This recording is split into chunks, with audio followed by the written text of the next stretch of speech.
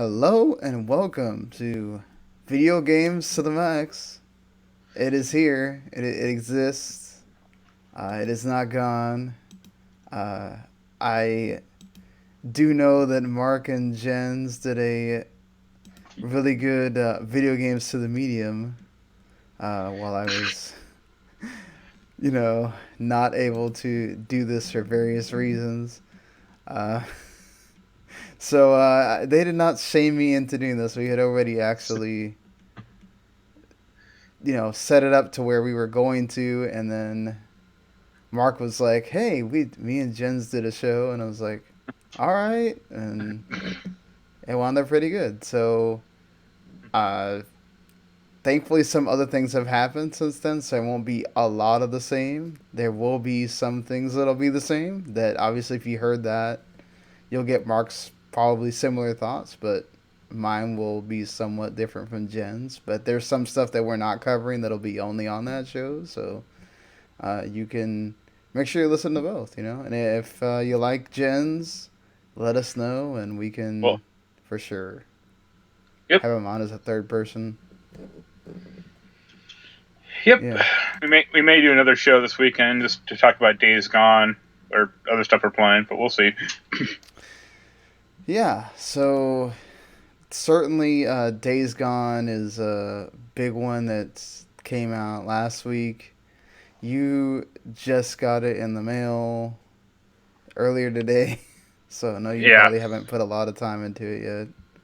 yeah. I put in like an hour and a half because it wouldn't update or install for some like weird reason. That is really weird. Uh, Uh, yeah, seems fine. I mean, it's it reminds me a little of like Mad Max, that game from a few years ago. yeah, Like in terms of like your car, or in this case your bike, is like the central focus of upgrading, you know, the parts on it and stuff like that. yeah. That's what I've heard and read is that the bike is an important focus. You have to. It does run out of gas. It can get beat up, and you get kind of left in no man's land for the freakers to come get you. Yeah, I mean the story seems like biker version of Sons of Anarchy or something, like zombies. Yeah, it looks like they whoever the folks involved in making this certainly watched a lot of Sons of Anarchy. It's in there. Uh, he's I've heard he gets a bit unlikable, so that'll be something interesting to see what you think about that when you get to it. Yeah, the stealth seems fine. But yeah, I literally just got another bike. Like your first bike gets wrecked. Uh, so like this, you go to a camp and they set you up with like this stupid starter bike. But yeah, Well, hopefully you end up liking it more. I've heard the story is really good, but then there's other aspects of the gameplay that are what got kind of ragged on. yeah. See what I mean, you not think surprising. about it. I mean, it seems different from like The Last of Us because like that was a pretty constricted game. Like it was very narrative focused, and you just basically go through buildings or like environments, and like then you smash cuts to like the next season, and it's like, wait, what? Well, that's more like Uncharted, right? Where they kind of just want you to get through what they're Yeah, trying to it's tell you. it's like a very like you know they're crafting a story and they're making you go through it. Like there's no real exploration or anything. I mean, hopefully you end up liking it a bit more than some people seem to have. I mean, it's not. It's sixes and sevens aren't inherently bad, as much as other people would like to tell you. It just means it's not necessarily something that's going to stick with you a long time. But Well, I mean, yeah, like those types of games have really fallen by the wayside, like especially with this console generation. I mean, for this year so far, you've had some standouts like Sekiro and Devil May Already, Cry, but RE2. RE2. A lot of the big games though have kind of gotten mixed thoughts. Yeah. So that's an interesting sort of theme that's been going through this year so far. Yep. We both did watch Avengers Endgame. We'll talk about that at the end. So don't worry about like we're gonna hit you with spoilers right now or anything. But if you want to hear our thoughts on it, we'll have those later when we get to the entertainment part. Just to be honest, Stephanie is the one doing Mortal Kombat 11, so she doesn't like doing podcasts. It's weird because she does streaming, but she doesn't like doing podcasts. So you won't unless See, uh, Jens plays it or something. no, he doesn't like fighting games at all. Yeah, See, probably I'm the won't. opposite. I don't like to stream, but I like podcasting. Yeah, so I kind of felt like it was unnecessary for me to. She got a streamer to one of her fans to get her that. I felt it kind of necessary to buy that while she's reviewing it already. So, um, she has a Devil May Cry review that'll probably be up at by the time you're listening to this. Uh, and she's also the one playing Sekiro, so that'll be. Won't get Who's thoughts on taking that either. who's taking over my spot? Well, you're probably happy that you're not having to play Sekiro. I don't So, know. I actually kind of am curious about it. Like, I'd be happier playing that than Devil May Cry, probably. yeah, at least it's not Dark Souls. Well, it So, seems a little more quicker, or at least not as grognard as Dark Souls. I think the main difference is that like you're not running around and stuff. You're having to be like in their face and Yeah. blocking and Well, everything. like, So, I played Neo with Jens, and that was all right. Like, it was better. I thought it was better than Dark Souls. We didn't play that much of it, but yeah, it was okay. yeah, I think Stephanie ended up liking it more than you did, but I mean, I've heard a lot of people like that game. So, Yeah. yeah, it's a very it's a cooler take on Dark Souls or a different take Right. than what you normally get. We'll talk about the other games we've been playing in a little bit. Um, First of all, since it's the beginning of the month, you know that those free games are hitting soon or have hit by the time you're listening to this because it's May 1st when this is hitting your ears or your if you're watching on YouTube, appreciate it. Uh yeah, so I don't know. This is a mixed bag for games for gold. You got the Marooners, which is like a party game. Has like 25 different games and stuff that's in it, and you can play with 6 friends, online or co-op. Golf Club 2019, which does have the PGA Tour on it. So if you're a golf person, I guess take a shot at it. Too bad we don't have Jens on here to wax poetic about Earth Defense Force, But Insect Armageddon. he, kept, he was arguing with me earlier tonight about how, like, he didn't like Iron Rain, but it's like, you finished it. Like, you obviously liked it enough to finish it. Like, Right. I'm reviewing the damn thing, and I'm gonna finish it. Like, I don't care. It's like the game has, I think, like 52 or 56 missions. It's like, okay, it's not gonna change. I'm on it's, mission 24 or 25 right now. It's not like, the rest of the game is gonna be great. it's not sparking your fancy at all. You don't want like just No. killing It, bugs. it was fine playing with him, but just playing alone, no thank you. Well, it's probably a game that's meant to play more with friends Yeah, than like by I think you can yourself. group up with 4 people, which would be good because the AI sucks with like your usual team. Well, hopefully you can play more with him before you gotta review the thing. Yeah. Plus, you got Comic Jumper, which I've always sort of been interested in playing, and it's supposed to be pretty It good.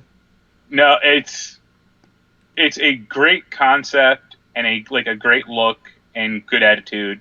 But playing it is terrible. Really? It's Why? just it's just repetitious. It's really hard. Like you get your ass kicked like regularly in that game.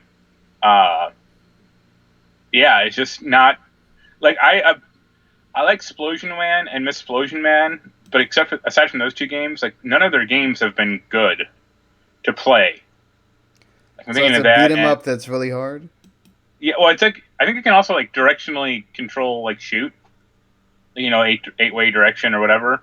Okay. Uh, but it's like that and that one Loco Cycle. It's like those are not good games to play at all.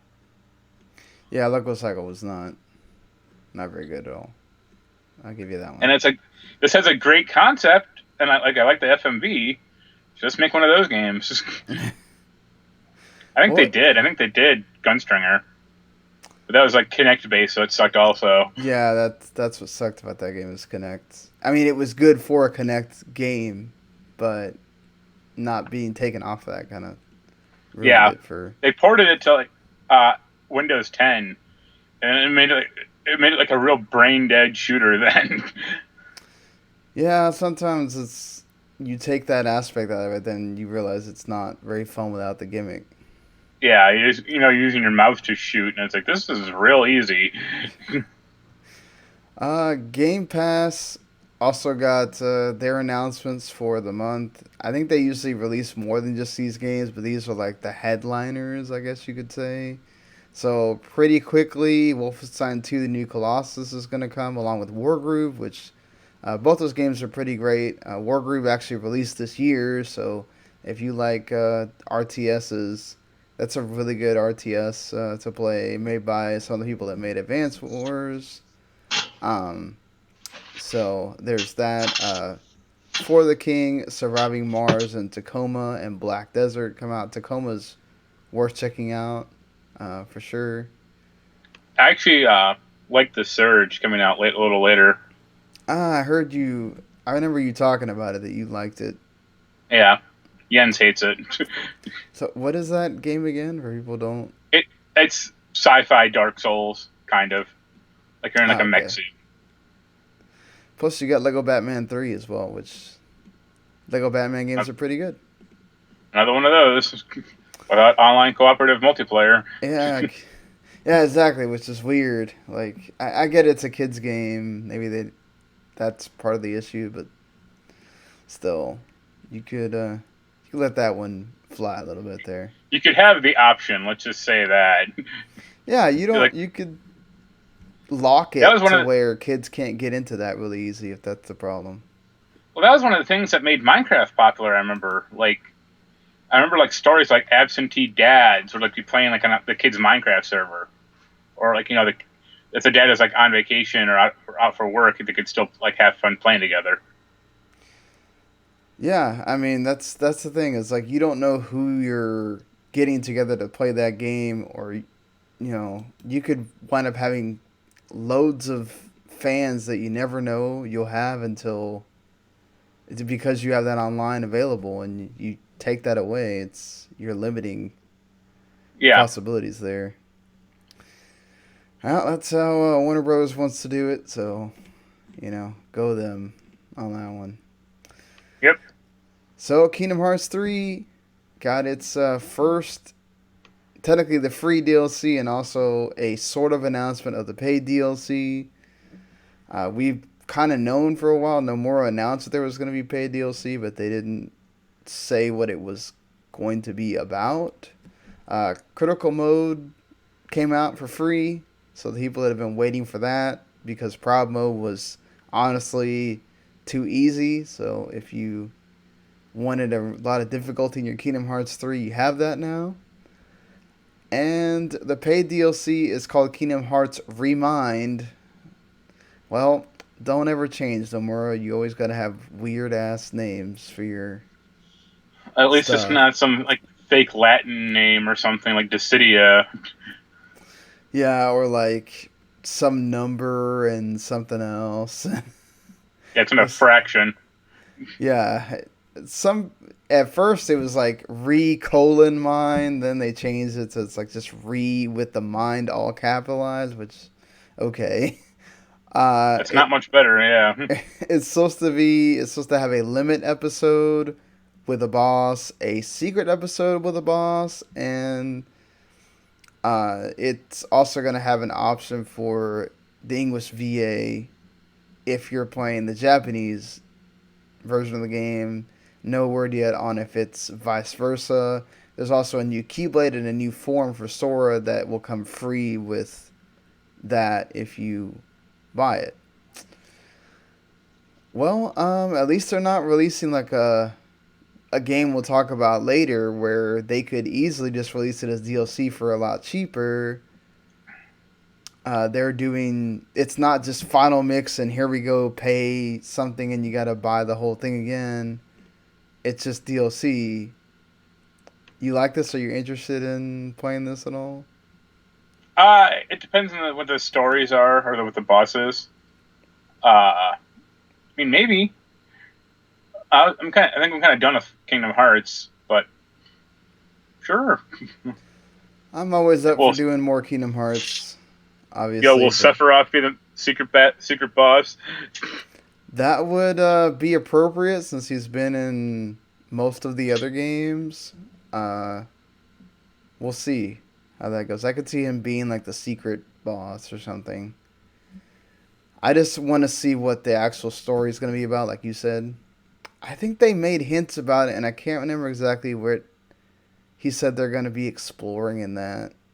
Um, I know if the fans had their choice, it might be the actually getting to play as Kyrie while she's training and doing other stuff because that's one of the my big hangups for Kingdom Hearts 3 was let's make a big deal about Kyrie training and then I She's mean barely in she it. doesn't do anything. Like you don't get to see her beat up anyone. You don't get to see her like she comes to Sora's aid, but not in the way that you would think if you're training to use that Keyblade. She just does it in some like spirit way or whatever. And like she once again becomes just the reason for Sora to like go march out there and do stuff. And it's like, yeah, you could have done way more with this. Thanks. You I know. mean, Square always has kind of a problem with female protagonists. Well, you have Aqua, who's really cool, and then you can't even remotely get close to that with Kyrie, which is weird. Yeah. So I don't know. That's I could go on with that for a while. I'm not going to. Speaking of though, Kingdom Hearts is still the number one selling game of the year. Uh, right underneath that is actually the Division 2, and that's Hmm. also the number one selling game of March. That's not a total surprise considering it's a always online. It's, you have I mean, to. I got to the end game of that, so it's a little more interesting now, I guess. Is it better uh since? it's okay. Like it cares more like more. It's all about like gear score now. Like finding an assault rifle that has more 5 more points than the one I already have, and it's like well, maybe that will break me into the new tier. I know they did some updates for it. I don't know if it fixed any of the stuff that you were wanting them to change. Not really. Yeah, I mean, it's Mark. still. I think it got better. Like I reviewed it pretty negatively. I think I gave it like a 6 out of 10. Yeah, Like I had more fun with it later on because I was getting like gear that I liked. Like I played through a lot of the early parts in that game with an assault rifle that was like way too low for my character. Like I was level 12 and I had a level 6 assault rifle, and the game was like upgrade your weapons, and I was like, I would, but you didn't give me any, and I can't buy them. there was no other gun that you really liked. Well, there are classes like there's. I had a rifle as like a backup, but Sorry, gotta I didn't love want that. to use. Yeah, I didn't want to use a heavy machine gun or a Uzi or like there was like one. I think there's like one other type. It's like or shotgun.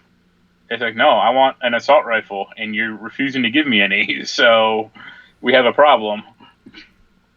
That's weird. Do you think they would make like upgrades for each type available if you don't Well, want it? I Yeah. could have crafted. I think I could have crafted one, but I didn't have the right materials, or like I was pretty weak at that point, or I didn't have anything. So it's like, all right, well, let's keep plugging along until something finally drops, and then it did, and I'm like, hey, this is fun now.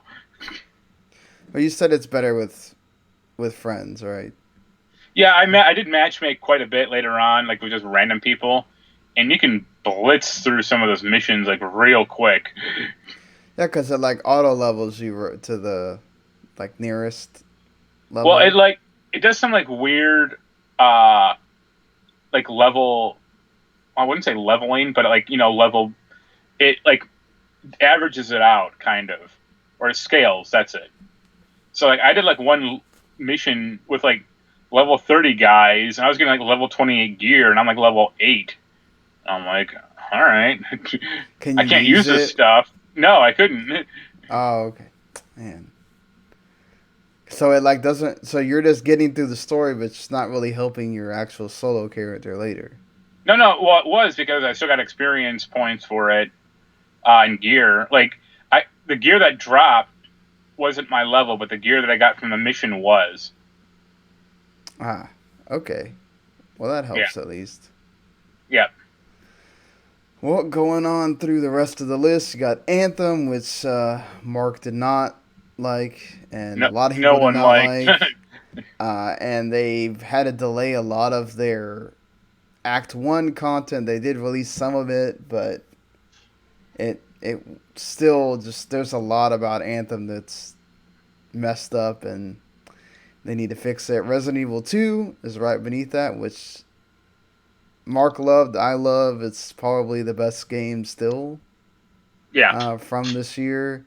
Red Dead Redemption 2, Jump Force, Super Smash Bros. Ultimate, Sekiro, Shadows Die Twice, and Call of Duty Black Ops 4, I and New am. Super Mario Bros. U. I'm a little surprised by Jump Force just because it's terrible. Man, those anime fans will buy stuff. Yeah, Um, both of us didn't have to pay for it, thankfully, but you know, it's not like I got through some of the story, and now that I've like gotten through all of One Piece, I might go back and see if I enjoy playing with more of those characters. I took the DBZ route the first time because that was the series that I knew the most about. I don't know that well, it's it'll not like. change I much, mean, the but teams all change. Like, oh, they yeah, all have like kit characters from different, rosters or whatever. right. Uh, I just think it's a bad fighting game. Yeah, it's not. I mean, like it's fine, right? It's not too It reminds me of like the early Naruto Xbox 360 games, like the like it's 3D not one. hard to understand, right? But like at some point, there's like a difficulty spike that just gets ridiculous, and it's like, all right, I am done now. It's But just you like got that game on PS4, right? Xbox One. Okay. Did you get the Ultimate Edition or just the regular? I think I got the Ultimate Edition, but obviously didn't come with the like figure and all that stuff. Yeah, yeah. Yeah. But that's the one thing I will give them credit on. I got the PC Ultimate Edition. It's like good. Thank you. Yeah, I mean the outfits and stuff that come with it are kind of lame, but I don't know. yeah, You got that one free. You get that one Frieza chair, which is pretty funny. yeah. That's I never used it because I didn't think it fit my character, but yeah, I I was wearing a cape and I was constantly clipping through the back, which always made me laugh. that's great. So for this for March, it was the Division Two Sekiro, MLB The Show 19, which that always does impressively well. Devil May Cry 5, Smash, Red Dead 2, NBA 2K19, Grand Theft Auto 5 is still chugging along. Yoshi's Crafted World and Call of Duty Black Ops 4. So, good for Yoshi that it's on there. It's super freaking easy, which is why I know it's not going to go down in price anytime soon. But it's not. It's why I've not. I've thought about it for Anaya sometimes, and I'm just kind of like, I think maybe even she will kind of tire of it too. So it's like I'm not rushing out to buy that. I Get her guess if she was Sekiro. younger, maybe. No, I'm still waiting for Animal Crossing. I think to hopefully get her to. I'm also scared because then I might lose my Switch for a while, but I'd kind of want to see her playing something off Well, it's, the I PC. mean, how often are you? I mean, you're using your Switch to play Final Fantasy X. That's I'm not using exactly a my good. Switch is also all the games I'm playing right now and reviewing, so I would need it. Thankfully, that game's Yeah, not coming out for a while, but yeah, it's yeah. off. You know, you have a few more months. I still don't get Nintendo's schedule. Like, let's not release almost anything for the first half of the year and then frickin' make everything towards the back half. They still have not figured. I mean, they did it great the first year. Then after that, they kind of got back into their lull of. Last year was really bad. Of Pokemon and Smash are at the end.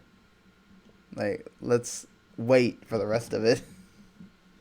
Yeah, Um, I mean, playing indies and stuff on Switch is great, but still. Which I'll talk about those a little later. But Square also made news aside from releasing the two Final Fantasy or three Final Fantasy games in that span of 10, 10-2, and 12 that just came out yesterday, which I'm not rushing to buy because Mark already did a review last year, so I will just buy that whenever I feel like it, I guess. if it ever Uh, goes on sale for under 20.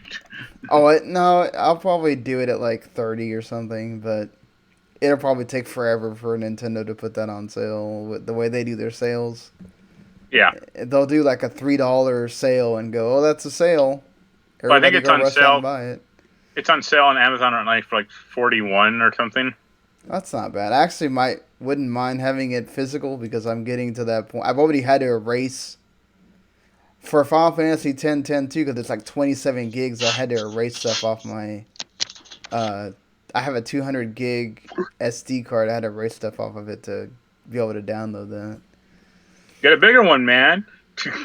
I guess now that they do the save game transfer, I could. I was waiting to see if they would do that because I Yeah. figured just doing cloud saves was going to be a problem. Square is interestingly taking the Sony spot for E3. I wonder if that means they actually have something important to show or they're just doing it to do it. They're gonna. It's just gonna be an hour-long trailer or gameplay demo of The Quiet Man too. Oh, God. Shoot me now, please. I will be watching that with like something else on in the background because Quiet. You know what? Quiet Man 1 was interesting when they showed it, and then the game comes out and it's awful, and now I don't. I hope they're just done with that. You think finally get the Avengers? It'd be nice. Like they announced that game 2 years ago, I and they've feel like shown it's nothing for later. it. Yeah, we have nothing. We'd like to have nothing about that game at all. And we've seen what the Iron Man VR thing showed up. The Marvel Ultimate Alliance 3 has a release date. I mean, all these other games have come out or are going to come out, and we got nothing from this huge. And maybe they had to wait for Endgame to come out for them to be able I, to I say mean, I anything. doubt it. I don't think it's gonna be that related to that. That movie. Yeah, probably not, especially because it's what like a lot of the stuff that they would have been doing for it is what 3 years old. Even Infinity War might be old by the time Yeah, that's out there. So yeah, I mean, depending on if they even got the voices for the I doubt characters. that. Or, It's like, I mean, they probably got like the cheaper ones, like Sebastian Stan or Anthony Mackie, but not Chris Evans, Robert Downey Jr., which they should. yeah, I mean, I don't know if Disney wants to invest that much when it's an unknown. Like we don't know what Square is going to wind up doing with it, along with Crystal Dynamics. So until Yeah, they prove it, I don't think they can, do all that. Well, we'll see. We'll see. You think any Final Fantasy 7? No, it's they're so screwed on that project. It's fun. It's hilarious. I mean, they could just do like a little bit more from the Yeah, trailer they yeah, showed, I yeah. guess. They'll just like re-show that trailer again. You're like, Get oh, it everybody has hyped and 10,000 more polygons and Barrett's gun. It's like, all right. 5 more years, people. Just give us 5 more years. That's what For everybody's waiting episode on. one. Yeah. I hope that I think they said something about. Well, they haven't officially. I think there was rumors that they were not going to do the episodic thing anymore, but I don't know. There's I, that I mean, changes all the time with them. the problem with that game is it has a ton of locations, like much more Yeah. than most RPGs now, and like the story goes all over the place. I mean, they could. I think they should just streamline the story a little, make fans angry. But I mean that story's dumb. Well, yeah, it's very out there, very convoluted. It goes a lot of places, like you said. I mean, if they include everything, it's gonna be like Final Fantasy 15, where either they're gonna wind up having to just release it and then patch crap in, or they take the whole whatever 5-10 years to make it because there's just Yeah, so much stuff like in there. by the time the PS5 and the Xbox 420 or whatever it's gonna be called gets released, you know, that'll be the first episode of it. I don't think people will be complaining too much about it, but I think Midgar is perfect for if they were going to do episodic. Midgar is perfect for that.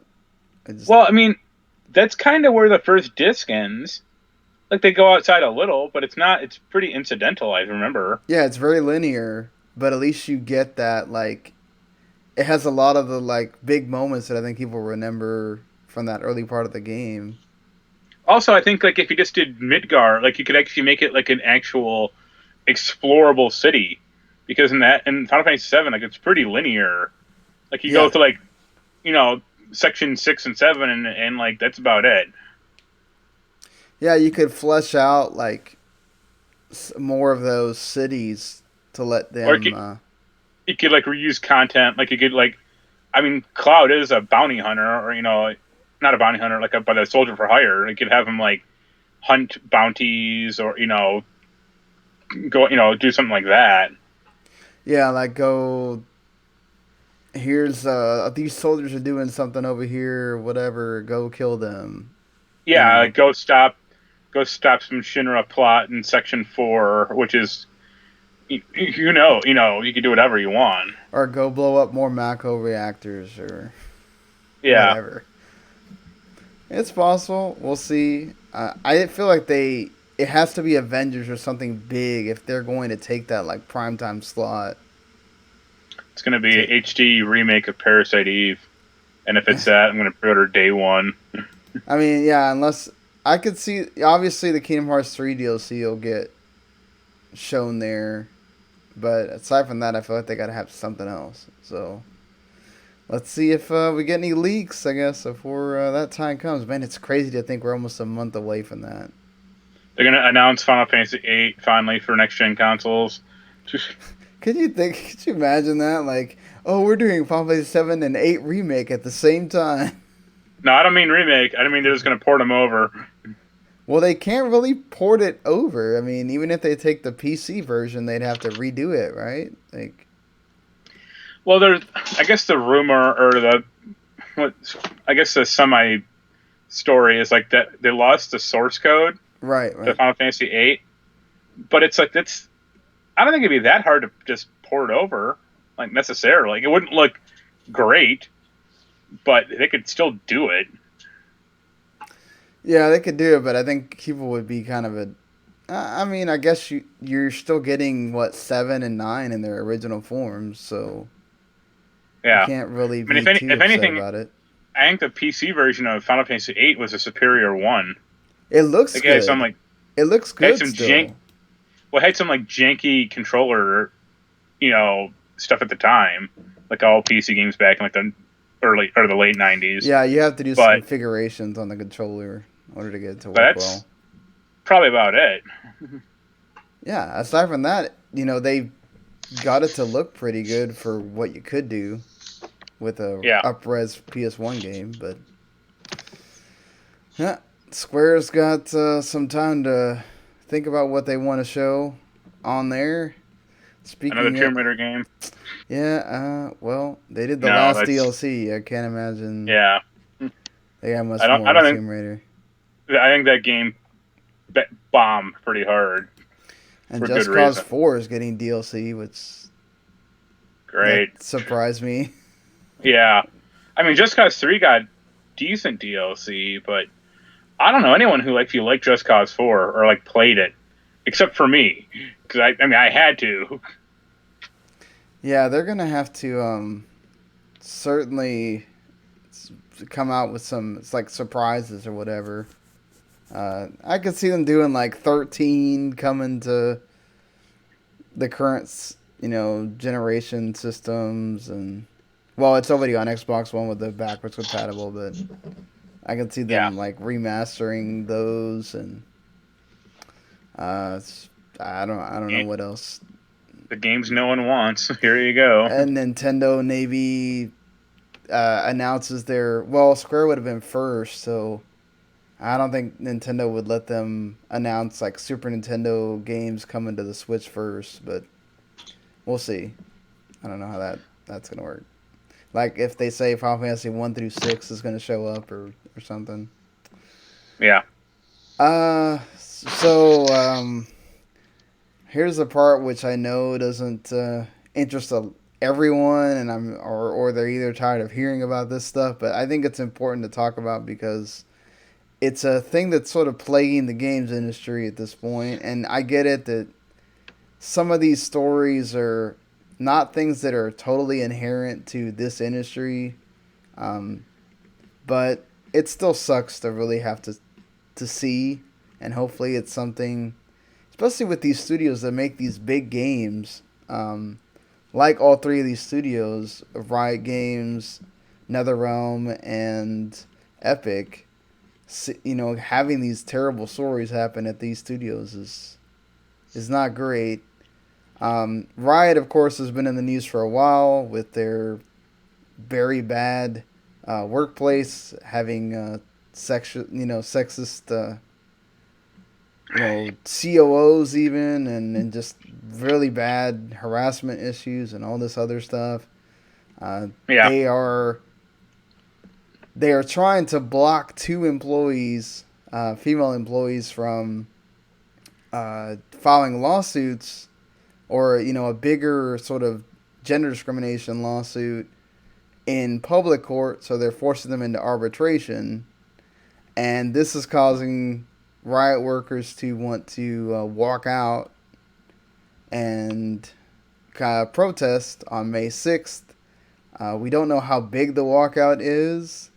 Um, Apparently, there's some workers that because of that they don't want to do the walkout because it could also lead to them getting fired. But I don't know. What do you think about this? Riot just makes an apology the first time Kotaku made that report, and then they kind of just don't say anything, and this kind of seems to go against whatever they were trying to do in the first place. Like, well, it's funny when that report about Riot came out. I think it was like last year.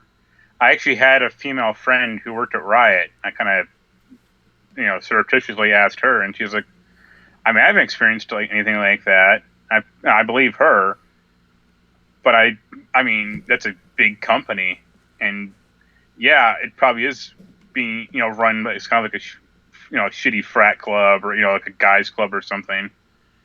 Like it wouldn't surprise me.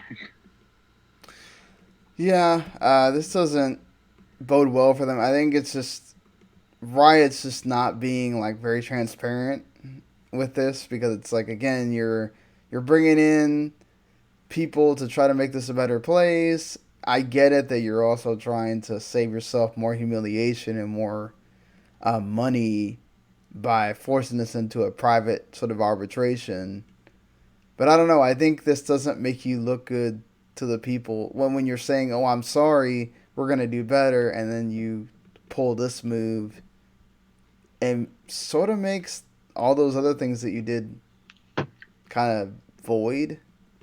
I don't know, but yeah, just this is not a good look for Riot and stuff that's continually bad for them at this point. Yeah. Netherrealm doesn't. It has kind of egg on their face as well, especially with contractors who are had to go through a long periods of crunch for Mortal Kombat 9, 10, and the Injustice games. They there was a situation with like bathrooms. There was situations with like they tried to get off to go to a wedding and they uh you know weren't treated very well for it. I mean, Well, yeah, I mean, just those games are in a pretty set schedule, like yearly schedule, like, well, somewhat bi-yearly. But I mean, Injustice 2 came out last year, May 11th, and I think MK10 was like, 2 years ago, May or April actually. So, I mean, yeah, it's kind of a problem. yeah, I think No, I basically mean, well, no, those games aren't a yearly bi-yearly schedule. Like they come out every 2 years. right. So like Mortal Kombat or Injustice 2 was 2 years ago, and Mortal Kombat uh, X was 2 years before that. But I mean, it's not like a Madden. Like they don't reinvent the fucking game of football every 2 years. Like, it's always the same, and like Yeah, they're literally doing that with these games. I just don't. I agree. I get it that they're on a schedule, and I get it. The NetherRealm feels like they have to be on a schedule. Plus, you got the mobile games. That WWE mobile game and other things that they I think they make. just farm that. They probably just farm that crap out. Yeah, but I mean, they apparently rely a lot on contractors who are working from 9 to 10 in the morning, and they leave at 2 or 3 the next morning. Yeah, Working like 9 months on, 3 months off at like minimum wage, and they've been doing it for 4 years, and they're in serious credit card debt because if they don't get overtime, they literally cannot pay their rent, which is really bad. I get yeah, it. There's a lot of like minimum wage jobs that's the case too. I worked at one for 5 years. It sucked. We didn't get overtime, and uh, sometimes I couldn't pay bills. I had to go ask around for money. And this is really bad when you're working 90 to 100-hour work weeks constantly. It's not yeah. a good look for a big studio like that at all. Especially Um, if it was an independent studio, it'd be a little more understandable. But this is owned by Warner Brothers. Like they have the money. yeah, it's just look. Crunch is just a thing in the industry that everybody, not everybody. There's a lot of people that still do it, and I get it why the AAA games need to. We're about to talk about Epic doing it for their huge game. Um, Yeah, it's just the thing is too. It's not just this. It's like there's a harassment that went on for the women. Like women had issues. Like some women had issues like using. They were harassed to use the bathroom. Um, a lot of the women never even had full time jobs. They were all the contractors, and the men got the full time jobs. And it's just, yeah, it just doesn't. It's not a good look for them at this point, especially when you had a big game come out right now. I get it. This is like a very inside sort of baseball thing. The casual market that all went and bought Mortal Kombat 11 probably don't know about this at all. But I think it's good that somebody went to PC Gamer and spoke out. Like you need more of these stories coming out there. Yeah, Um, Epic also is in the news for something like this, and also for another thing that seems like a bunch of BS. But yep, yeah, Epic, they have this huge game called Fortnite that is constantly needing to be updated. I think they have like a weekly update schedule of like every Thursday. there's like a patch that goes out, and there's someone that says that they work an average of 70 hours a week. Now, I think the U.S. average is like 47, and my sister, who is a doctor, works around 60, and my dad's a doctor, works around 60, so it's not necessarily like totally out of the realm that people do this. Um, but But then there you that, got like 50 or 100 other people working those hours or even pulling 100-hour work weeks. That's kind of crazy when you're Epic and you make all this money. Um, I don't know. Maybe you need to take more time off from updating Fortnite that much. I mean, there's also other things that are Epic are doing, like their store and all that. But I don't know. This seems not great when you're trying to get in the news for other supposedly developer friendly things like Epic is. yeah, I mean, it's kind of a shamble, but I think Epic or Fortnite does need to slow down a little. Like they keep having events and stupid crap like that, and it's like, you are the biggest game in the market, or at least one of them. Like it's not going to kill you to have like a bi-weekly update schedule, or update every 2 weeks or something like that. Like, Yeah, I think part of it is just also. I mean, the Avengers one made sense, right? Avengers just came out. You need to oh like yeah, take advantage of that, whatever. But I mean, they've also got Apex kind of biting at their heels too, so they probably might feel the push to need to constantly be doing well, something new. I think they said that Apex is like Twitch following or whatever is like way down. And it's like, if that's how you judge the metric of a game, this whole industry is doomed. Yeah, it's not great. I mean, that's how they're judging. What content creators are important, and now Yeah. content creators are a lot of times getting more stuff than press because they're getting way more attention. Oh To their yeah. game. Well, I mean, So she didn't get it through, uh, NetherRealm or WB, but Steph got a review code from one of her fans, and yeah, you and I didn't through right. press, or Um, even Adam didn't either. So yeah, it definitely helps when you are in that public eye and you can make that contact and show, hey, I've got all these people following me. What you just had a certain streamer that he live streamed himself getting arrested and had like yeah, like almost twenty 19,000. thousand Yeah, views for it. Like that's insane. You like know, that's a good use of your time, I guess. It's- I am, but I don't know. It just says something about his following, like that. He's just it's a it's a really bad thing that's happening to him, but still, it's like he's getting that attention just from that. Imagine when he plays a game, I'm sure it's even more. Um, that said, this isn't a great look for Epic. I think they said something about they're gonna go on some kind of vacation two times a year, which I don't even think that's great. I think at least with Respawn, they said that they're not going to be doing updates as much as Fortnite because they want to take care of their workers, and I think that's great.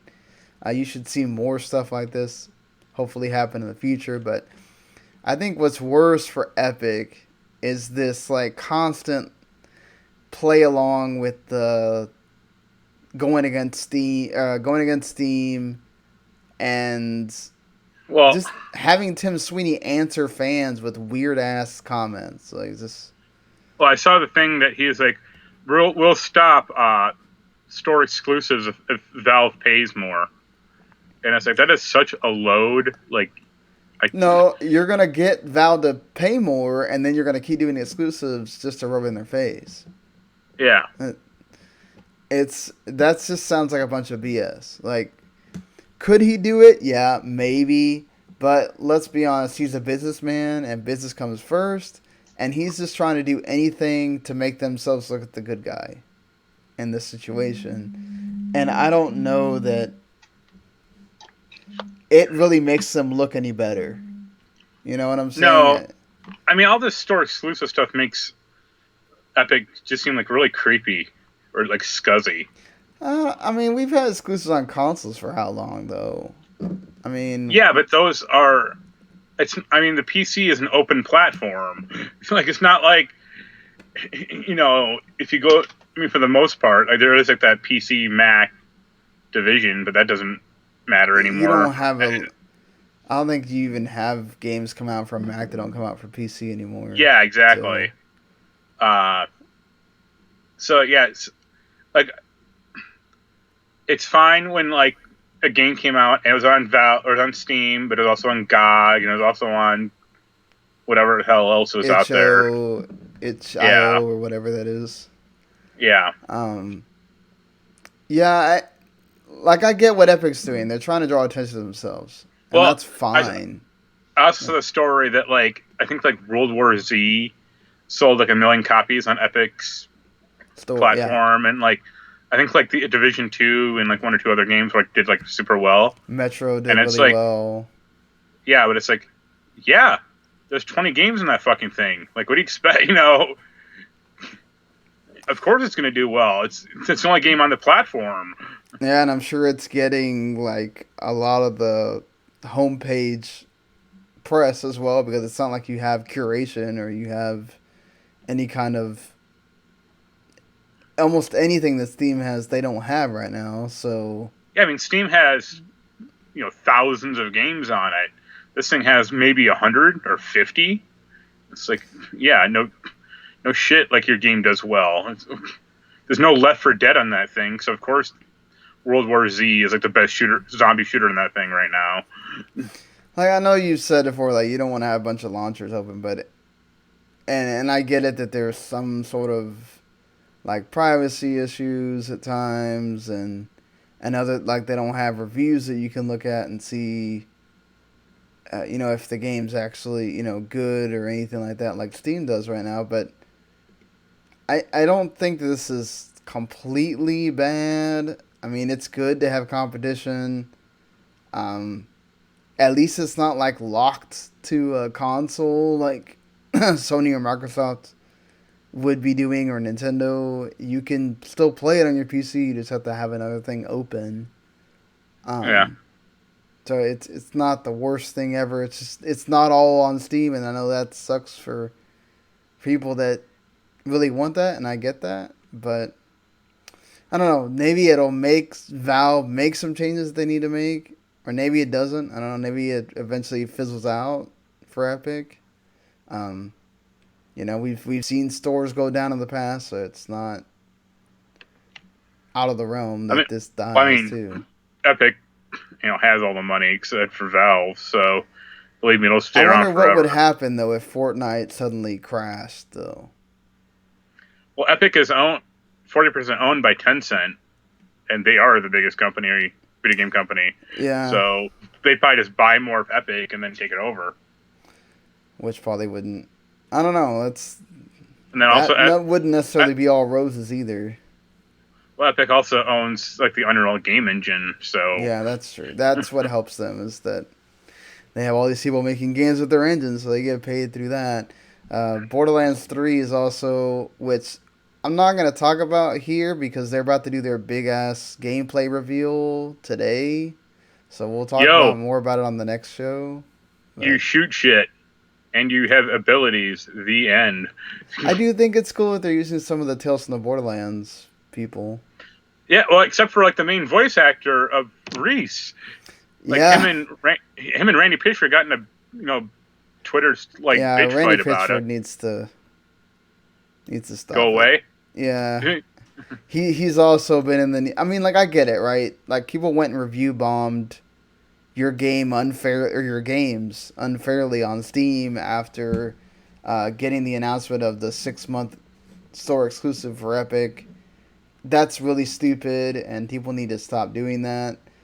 Good thing Valve installed the thing that like makes it to where it doesn't matter. But Well, I saw yeah, like him comment like, "Oh, Valve isn't going to be around in 5 or 10 years. Or Steam won't be there." And it's like, I don't know about I'd be more that. I'd be more worried about your company than Valve. Yeah, I mean, I don't think we have to worry about Borderlands 3. They're getting a lot of press. at least hype for their game right now. Coming out September 13th, which I I mean, I got a feeling that it's just going to be more of the same, yeah, well, that's and what people. that's It's been long enough to where I think that's what people want right now. They just want more Borderlands. the gameplay, sure, but the story and the attitude is what really turns me off about that game.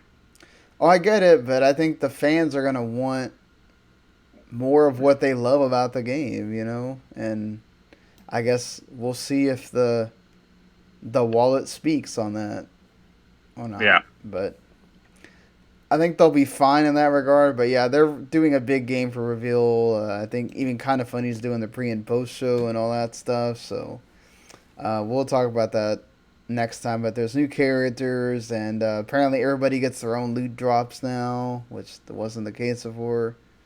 Um, I thought it was. no, I think like before it was like a rush to there's the loot, go get it. Now it's like everybody's gonna get their own kind of Oh, thing. You don't have to worry about that. all right. I thought. So I mean, I know there was like an issue of like you could trade in the old game yeah, you or can. games, one of them, but I thought it was always kind of personal in some respects. It might have been, but they made a big deal about that everybody was gonna get their own drops this time. So I don't know Yeah, exactly what the change is per se, but we'll see yeah. more, I mean, I guess. I might be remembering wrong. Like I haven't played Borderlands game in a while. I mean, I played the VR version and it's good, but I played it myself, so I couldn't. Yeah, I mean, I think I played like Borderlands 2 once with some people, and that was about it. Yeah, that game's fun with people. It's yeah, like you said, if the attitude and the story doesn't work for you, the Yeah, the shooting mechanic might get old after a while. Uh, Sony sold a lot more PS4s, which is good for them. They're up to like 96.8 million at this point. But the most important part is that you heard Mark and Jens talk about this. The PS5 has got its first details announced, and the one big thing we don't know is the price. And according to Mark Cerny sort of being coy about it, kind of feel like he's talking about at least 500. yeah. Well, I think 500 is the absolute limit. I don't think they could do 600. I don't think you could do 600 either, and I think Microsoft knows they can't do 600 with whatever the Xbox whatever that's going to be either. Um, I mean, that's what the Xbox One X was priced at. I Yeah, but that think, didn't sell well. well, it sold fine. I mean, I think it's also a mid generation console, but it's like I think they know they can get away with it and people will buy it. I think people are sort of used to that $500 mark for things. It's Yeah, okay. It's not like what it used I to mean, be where, you know. well, like you also have to think that I mean, stuff like cell phones are getting crazy expensive. Oh God, I yeah. think they might kind of I think they might try that, but I don't think it would work. No, yeah. I think once you hit past $500, I think people are going to start complaining, and I think you would have people going, yeah, unless you give me some kind of way where I can pay for this, monthly or whatever, I might have to bow out for a while. You know, Yeah, I mean, obviously you can pre-order and you can pay your off. You don't have to pay off your pre-order immediately. And even Amazon, you don't have to. They don't have to charge you till the thing comes out, so you can just save up all your money that way. But yeah, I think it's interesting that they didn't just come out with the price. Do you think that they'll do some kind of? I know Sony's not going to be at E3, but you think they'll do some kind of before E3 or after E3 thing where they do announce the price? Or no, I actually think this thing's probably gonna be pretty off limits for a while. Like they might try to wait till see what Microsoft does, and then yeah, just react to that. they could do that as well, right? Because something we'll talk about in a little bit. Microsoft's kind of hedging their bets on other things besides just having a box, and doesn't seem like Sony's doing that. So that could be something that they're waiting to be able to pounce on, and kind of like they did with the PS4, go, oh yeah, all we do is play games, and you can still do all your streaming stuff or whatever, but you don't have to worry about us trying to stream a game or anything like that. It's there if you want it, right? Because PS Now has gotten way better as the generation's gone on, but that's not going to be the main thing we're going to be driving you towards. I mean, like it's obviously going to have the flops and the AMD's Risen thing and the Navi core and all that stuff. A lot of talk about ray tracing. You guys kind of talked about that. Um, Yeah. Personally, I don't think ray tracing is going to be there until the whatever the PS5.5 is. I don't think it's going to be there out of the box. They're not going to have a lot of games that are going to really be able to do that on console. Um, I think that's sort of a thing for the future kind of thing. I think they might have it, but I think it's just going to be a pretty needless feature, like a pretty. It's like, all right, I guess, feature. Like, I don't think most people don't care. Right. No, they don't. Uh, If a game came out tomorrow and on the box said ray tracing, 9 out of 10 people go like, "What's that?" right. Like if you have the two comparisons side by side, you'd be able to tell. Yeah, but most people don't. Right. It's the same difference between like if you walk into a Best Buy and you see like a 1080p TV and like a 1080i TV. It's like, Right. okay. Or even like some 4K TVs to a 1080p, you're not gonna be able to tell the difference until you see the 4K TV like do the motion thing, and some of them don't do that. Like I have the 4K TV that's sitting right next to me doesn't do it because apparently I had to get into the 55 range for it to do the thing where it motion blurs and all that, which is the one in the living room. But still, like, I you I know, just think people are like way too hung up on like resolution or like gimmicky, crap like ray tracing. or 8K, like, Yeah. really? We've barely gotten. I don't think we have the amount of people that are into 4K right now to be talking about Well, 8K. I mean, it's like Yeah. every few years they have to introduce some gimmick. Remember a few years ago when it was like 3D TVs? Yeah. It's like, yeah, that worked out super well, didn't it? Yeah, so many people wanted those 3D TVs. You know, That, then it became 4K, and now it's going to be 8K in a few years, and it's like, yeah, I'm like good with 4K my. made sense, right? Because they started making movies in 4K, and they're making those 4K UHD Blu-rays or whatever, and that's Yeah, seeming to take that's what off. Jens keeps buying.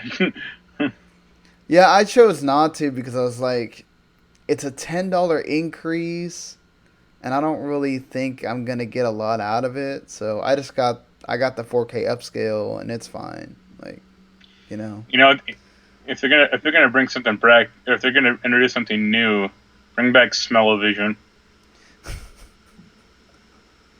I want to That play would be Days Gone. interesting. I want to play Days Gone with the breathing mask on my face. I can smell the gasoline when I play it. Or the tire smell, Yeah, burning rubber. Yeah, or the burning flesh of the freakers dying, or whatever. Yeah, let's just have all or, that in there. or it's gonna be like that TV in Back to the Future 2 when they go to his house and he's like, I want to see channels 7, 18, 105, 500, and 684 all at once. Yeah, let's just have all that happen. They're gonna have all these cool features that you didn't know you wanted. But I do think people need to be thinking about that and not be too surprised with, especially with the SSD in there. And if it really does that example that they showed with Spider-Man, it goes from a 15-second load time to less than 1 second. See, Uh, you know, I think that's cool, but I think the problem with the SSD is like upgradability. Like, Right. assuming it's a 1 terabyte SSD, that's fine. But I mean, is it going to be the same form factor as it is now, or is it going to be like an M2 drive? Uh, and if it is, You can don't you think it would be use like it? a computer where they have the SSD and then there's a different hard drive that's No, where you store all I, the stuff? I like they made it seem like it's just going to be like a straight SSD. Like everything's gonna run off that? Yeah, and SSDs are cheaper now. Like you could theoretically do like a 1 terabyte SSD. I mean, pretty. But those are It's still not not that cheap though. well. Like that depends on the format. Like an actual like laptop SSD is pretty cheap, but the M2 SSD isn't. Uh, Right. like it's a same upgradability as like the PS4, which is what I did, and I think you did too. Yeah. I mean, I would appreciate if they'd allow you to have the external out of the box like Microsoft did, I or mean, they well, could do both, relatively. but I think the problem with that then would be the like speed. Like it'd be the speed issue because it'd be having to run off a slower USB 3.1 or 3.0 cable or But then that's connector. your choice, right? If you want to, you make that decision about whether you care about that or not.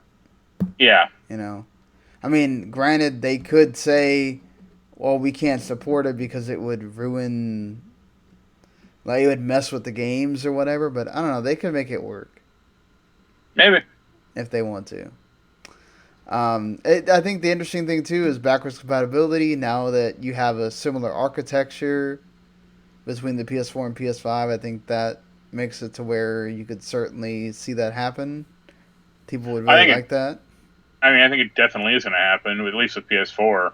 And there was that one, copy or patent thing that Cerny made that he found out a way to do it all like the previous generations too.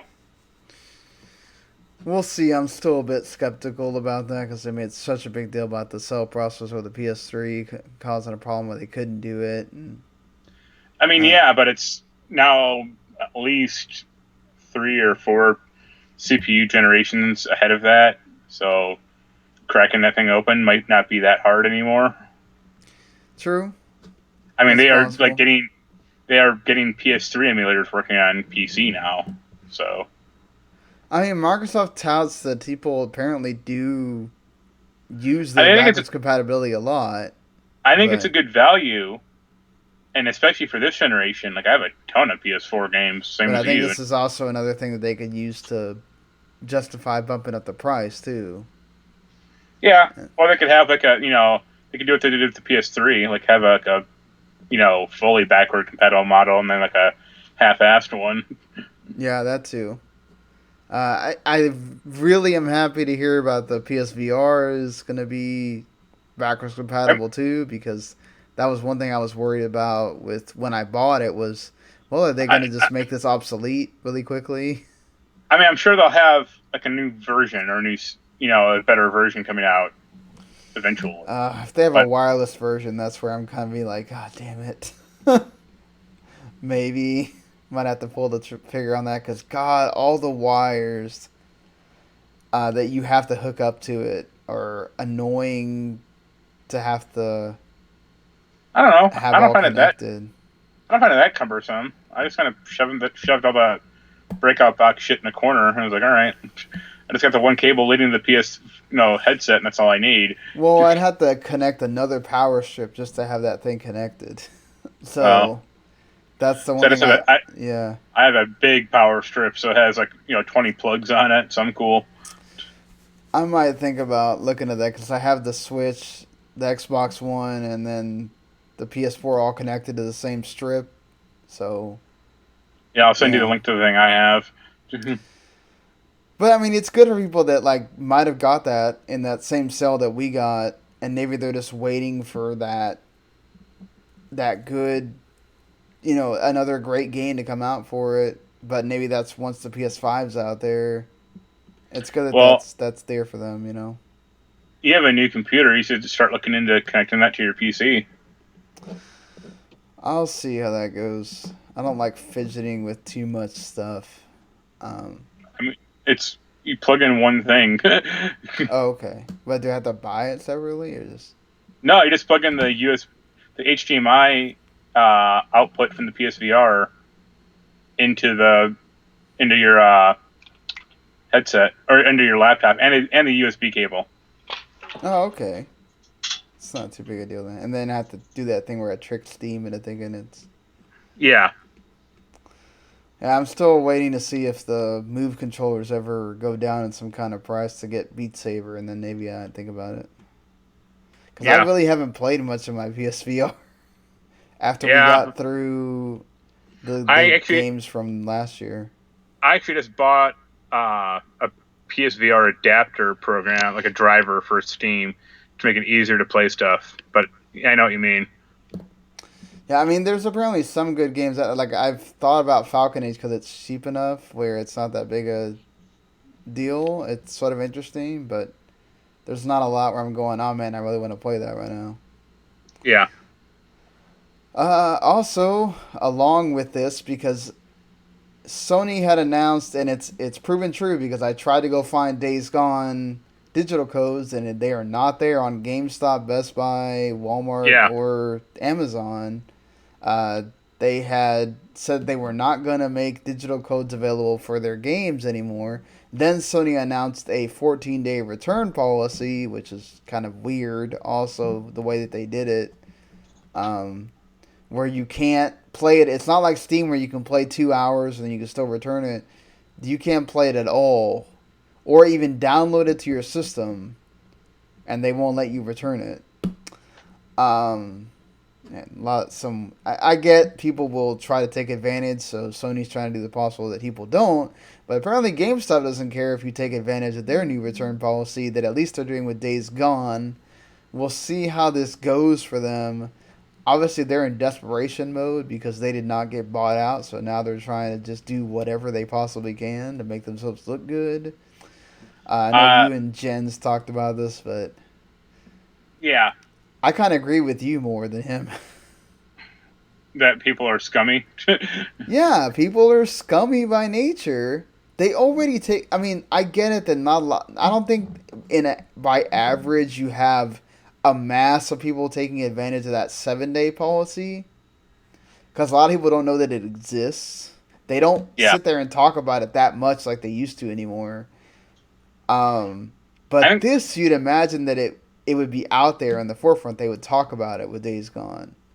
So I mean, I I don't think it's a know. bigger problem with like GameStop. Like, I don't know about the ones by you, but I feel like just dirty walking to like the ones up here. So I just got hassled by like the salespeople. Just leave me alone. And like Yeah, the fact that I don't know about like the stores down there, but like they have really de-emphasized like the game part of GameSpot or GameStop, I should say. yeah. Sorry. Like you go in there and it's like full of figurines and like USB chargers and other Think Geek crap and Funko Pops. And it's like, what happened to the games? Yeah, certainly there is a lot more stuff in there than there used to be. I go into mine, and I think it's also because actually I technically have a pre-order for a pop that I need to go get tomorrow. But like because they know I go in there for stuff other than games, they tend to not hassle me as much, I think, as other people. Because I have seen people that they go in there, and I've seen the same guy in there like 5 or 6 times that he goes and buys like every new game, and they're constantly telling him, "Hey, do you want to pre-order this? Do you want to pre-order this?" And I don't really get that anymore. They kind of just leave me alone. Yeah. But Well, they know you're not like a secret shopper or like someone to spy on them, probably. So, well, not just that. I think when I used to go in there and buy just only games, I used to get more of that. Like, hey, do you want to pre-order this gun? And sometimes I would, and then I'd go back and be like, I think I'm not gonna get that or whatever, and I'd end up canceling. And I think it's a bigger deal to them for you to cancel the pre-order than it is a lot of other stuff. But I think this policy it's nice. Like I think it's nice to the consumer. The problem is, especially with Days Gone, it's getting the mixed reviews that it has, and it's a 60-hour game supposedly. I God, I hope mean, not. I really It's do. it's somewhere between that like 40 to 60 hours, and like you have what 2 days to go get your refund on it. I'd love to see in a month how many stores say that somebody came and took the refund. You know, Yeah, I would bet that this would happen a lot. yeah. Well, I've seen stories it, of people saying that this was seamless, like they didn't give a big deal about it. So GameStop is honoring it, but I wonder how much they're actually promoting it. You know, well, it's like I said. If it was some huge AAA 95 or 100% reviewed game, then no one would take advantage of it.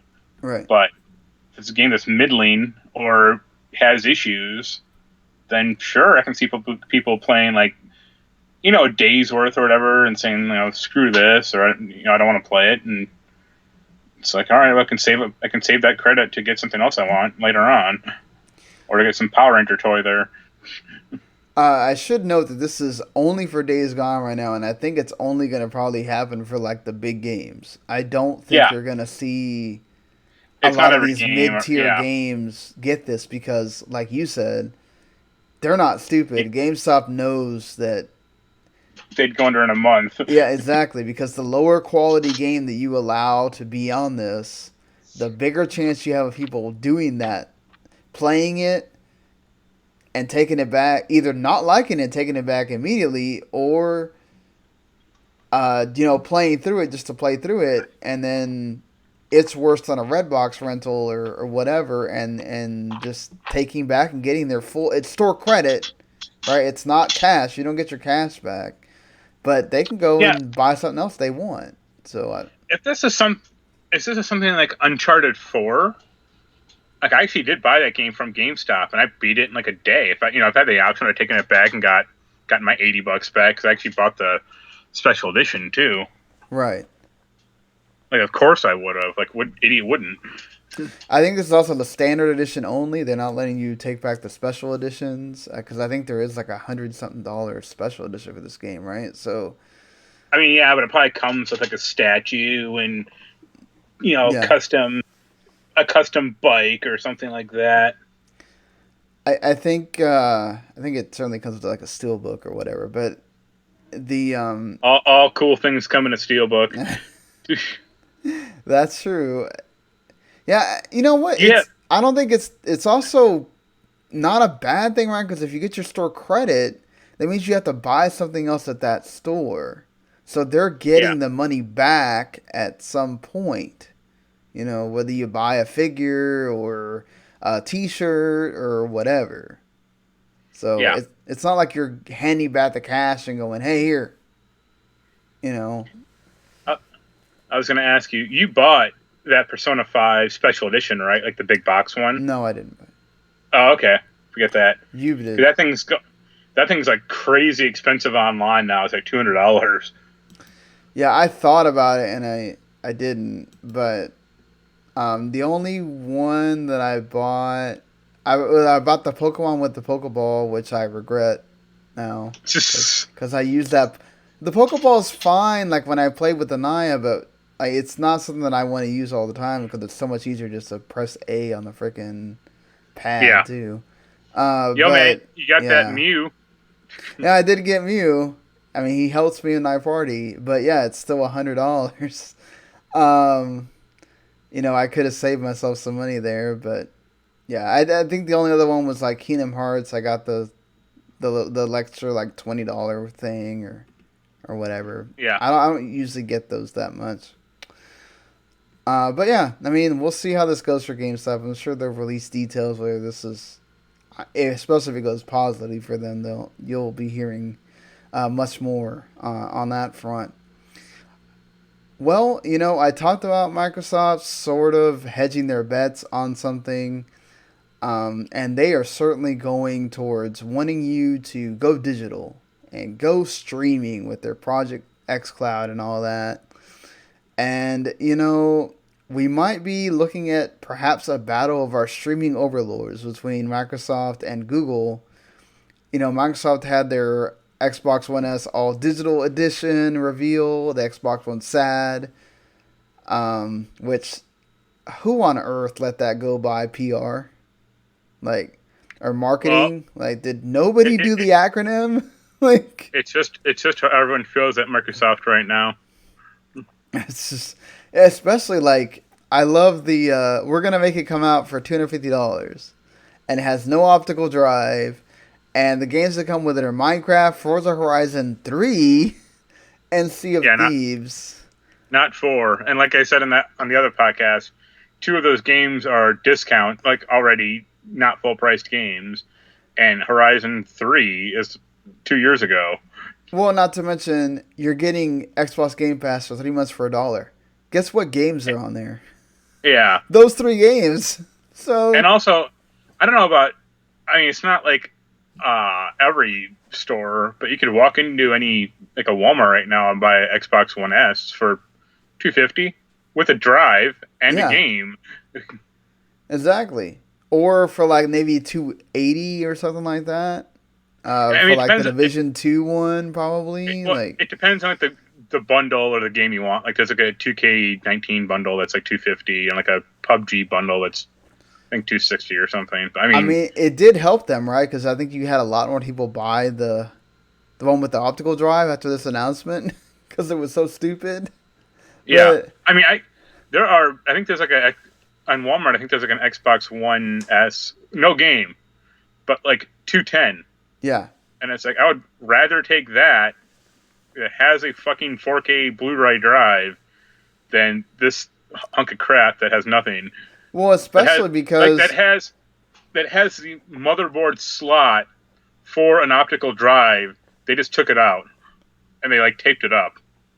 well, yeah, not just that, but it's like also Game Pass has so many games on it that you don't necessarily need to go out and buy a disc game immediately. You can wait. You can play just the games that are on Game Pass for now, and then just whenever you have some money, say that you can go buy some games or whatever. Yeah, It's um, I think this is gonna wind up. I know this is sort of a test run for them and all that. They don't really care, but I don't know.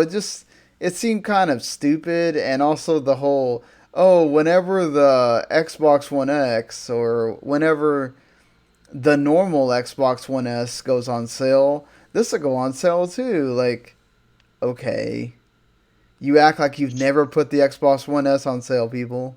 You do it all the yeah. time. Like, it's just not smart.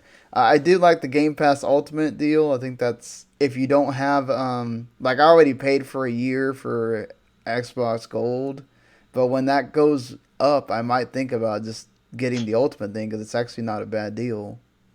Right. But yeah, I mean that's just I don't know. But you know what?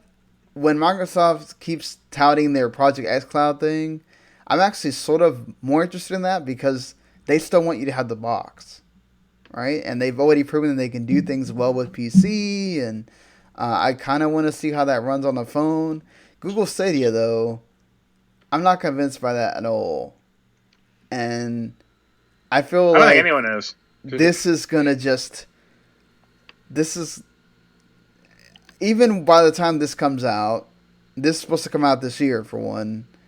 Uh, I hope they understand that, like, you guys talked about, there's going to be certain games that you just can't play on this thing. Yeah. And if they're okay with that, that's cool. Like, Assassin's Creed Odyssey is going to look great on it because it's not highly intensive. It's an RPG, it's single player. Yeah, it's not Uh, going to be like Forza or Project Cars. You don't need like split second timing necessarily. Even, like, Doom apparently didn't run great in the tests that were being run at that, wherever they had the Stadia. Yeah. And even supposedly during the trial, now like people that have played the Assassin's Creed trial is apparently pretty good.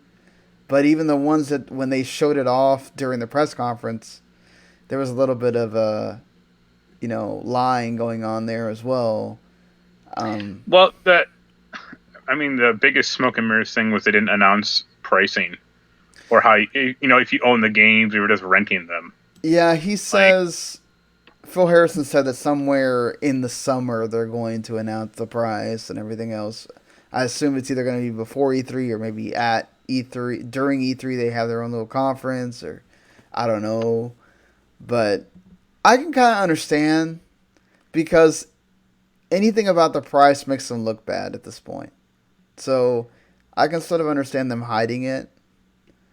It doesn't look good from a perspective of this is new and people want to know what this is going to cost, but they might still be working some of that out.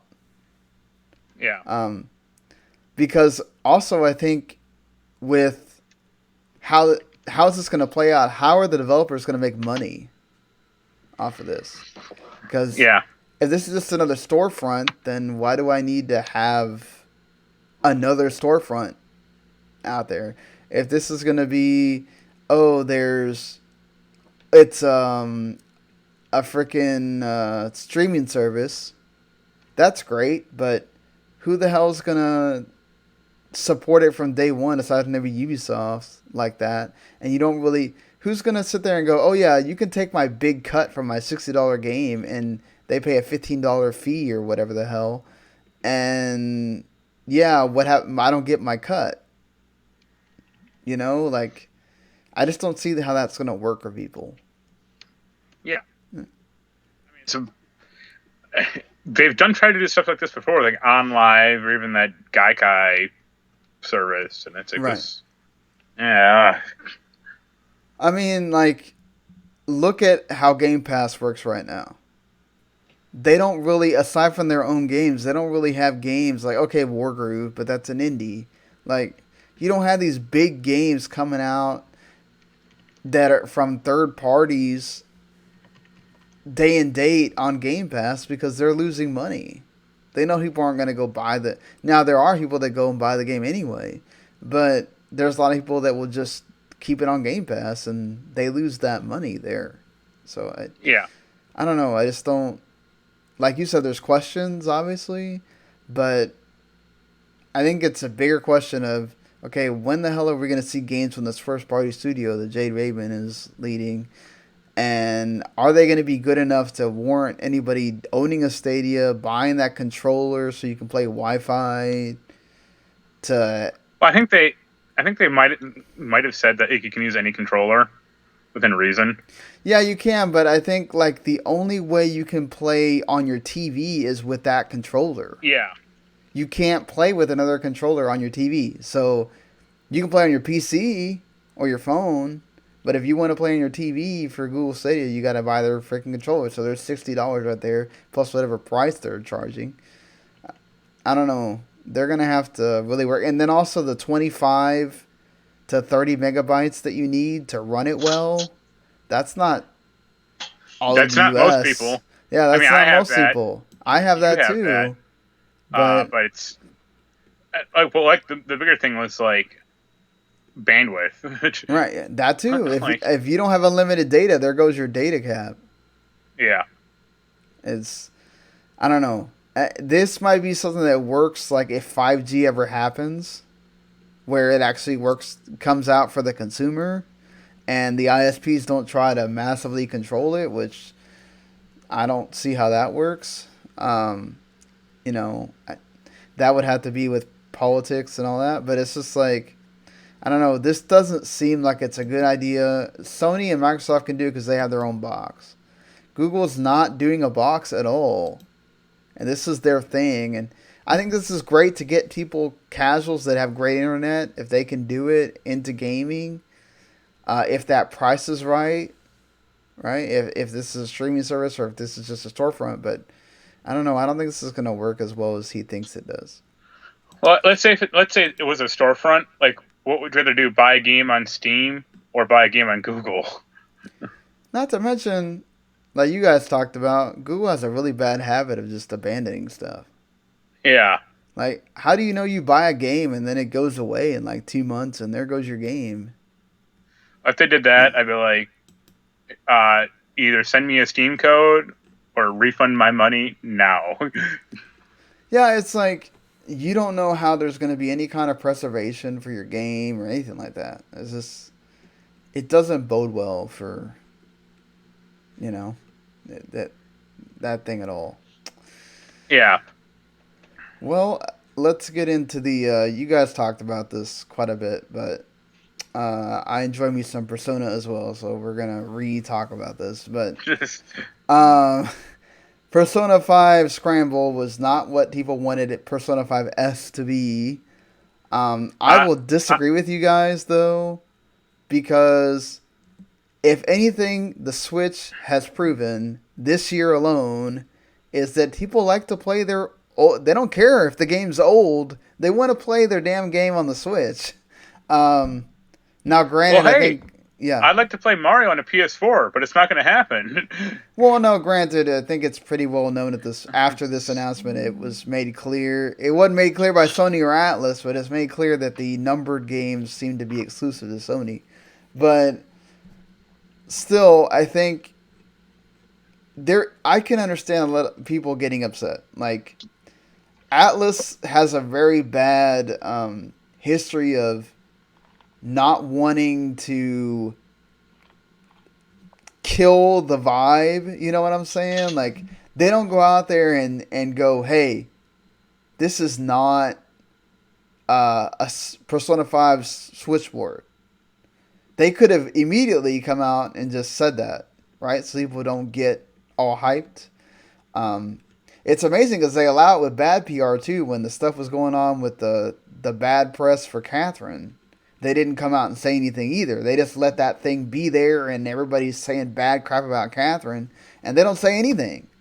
And it's like at least they go both ways, right? They let the hype sit there for the good stuff too, but I can kind of understand people getting upset. Now Nintendo fans do kind of overhype themselves. They do it for every freaking Nintendo Direct. It's ridiculous, but I don't know. A Muso game was not something I was expecting at all. I don't know. Eh, I mean, they did it for Dragon Age and Zelda. They can do it for this also. Yeah, Zelda was pretty good. Unless you try to play it on 3DS. The Dragon Quest one is really good that you talked about. And I think if you really like a series, I think the Muso games are not that bad. I think when like I like the One Piece one. The I think it's just if you really like Persona, I think you wind up buying this game anyway because yes, it's mindless and it's stupid and you're not getting a lot out of it. But if they can create some kind of interesting story, which Atlus is actually pretty decent at, to tie along with the mindless gameplay, I think it might wind up being better than people think. Yeah. You I know? don't know. I'll give it a shot. Like that it could be interesting. Yeah, I mean, at least they're making a deal. It's like with Koei Tecmo and Omega Force, so it's not like Atlas by themselves trying to do it. They got the right people doing this. You know, the mechanics are going to be good. I'm going to be interested to see how they do the characters. Like, is this going to be where are we going to add Persona 4, 3, and 4 characters in here? Like they did for Smash, where they introduced the Mii's, I guess, of you and I forgot the other guy's name. Um, you think they'll do that or just be Persona 5 I'm characters? gonna probably just be Persona 5. We'll see. I guess. I'm just happy to have another game on the Switch, right? Because you're having the Q2 game comes out in about a month, and then this game, which won't come out till 2020 here, but still, it's cool that this exists. Um, like I said, I think the Royal being announced is a no brainer. They always do this, but um, to say that people wouldn't have wanted to play vanilla Persona 5 on Switch, I think that's a wrong statement because they certainly would have. But are you interested in getting the Well, Royal? I'm gonna get that. I Yeah. but like I said, I hope it'd be nice if it had some save compatibility. Um, but Did they do that I for well? Because Golden was on a different system, right? So right. yeah, I don't. They didn't specifically done that, but I know like Suikoden used to do that. Like you could load up your old data and like characters would kind of transfer over. Um, yeah, they could do it. but will they? Yeah, well, I mean, it'd just be nice. And I think they have another RPGs where you load up like the last, you know, like the previous game save file, and you get bonuses or something like that. Right, Um, actually, but I like if the Royal comes to Switch, I don't think people would. I think people would like that. right, Like I don't necessarily like. I think that like between the two, the Royal is going to replace Persona 5. right. Yeah, no, certainly it usually always does. Especially with you're getting a new character, you're getting a new area, Yeah, right? And they're gonna continue to like add more stuff to the game and other conversations and all that stuff. that Yeah. trailer looks really good though. I thought. Oh no, yeah, definitely. I wanted to. I didn't get to completely finish Persona 5, and it made me want to play through again. They're even adding in different music as well, which that always makes the game great. The interesting one, I think, for me was the human Morgana. That was Yeah, the male one. yeah unexpected on that front too. Like just all right, we're doing human Morgana, and they didn't even hide it. They just made that really obvious. So Oh, maybe it's like the well, it's like the real version of him or something. yeah, it could be. They're gonna reveal more on May 9th. They keep parsing this out, uh, and I haven't watched the that second part of the anime to see if they also sort of parse that out into another part or not. There's PS4 Pro enhancements too, so there's that. I think this is a cool package if you want it. If you don't, you don't have to. But I'm You think certainly they'll make interested like in a? the new character. I was gonna say you think they'll make a special edition for the Royal? Oh, you know they will. Come on, they did it for Yeah, Q2. They're gonna do it for the Royal. They're gonna do it for Scramble. I mean, that's Alice makes some money on that, man. People are like dying to get that freaking Q2 one. It's sold yeah. out. Like, I mean, I that have a plushie's pretty cute, but yeah. I have a Catherine plushie or the Catherine special edition pre-ordered, and I think Jens is gonna grab it for me because I don't really care. Yeah, I mean, that's how they do it, man. They make some money off that, so certainly they're going to. Um, I'm interested to see what they put in there. Maybe I might think about it. That the Well, reason why I didn't pull it on Persona 5 was because I had never played a Persona game before up to that point, so I was like, I don't know if I'm gonna wind up liking this or not, and you know, I uh, still think that's probably my favorite RPG on the PS4. for on the PS4 for me, yeah. Um, Like I do really like Kingdom or Final Fantasy 15, and there are a few other games that I like yeah, RPGs I like, but I think it's for sure on PS4. It's the best for me. I think this generation, like, it's still a battle between Xenoblade and Persona, but certainly on the PS4, I don't think there's been a better one. yeah, And yeah, I mean, the Royal is just gonna probably eclipse that when it comes out. right. But weird, we didn't get any news at all on Shin Megami Tensei 5 either, and that was announced when the Switch got announced.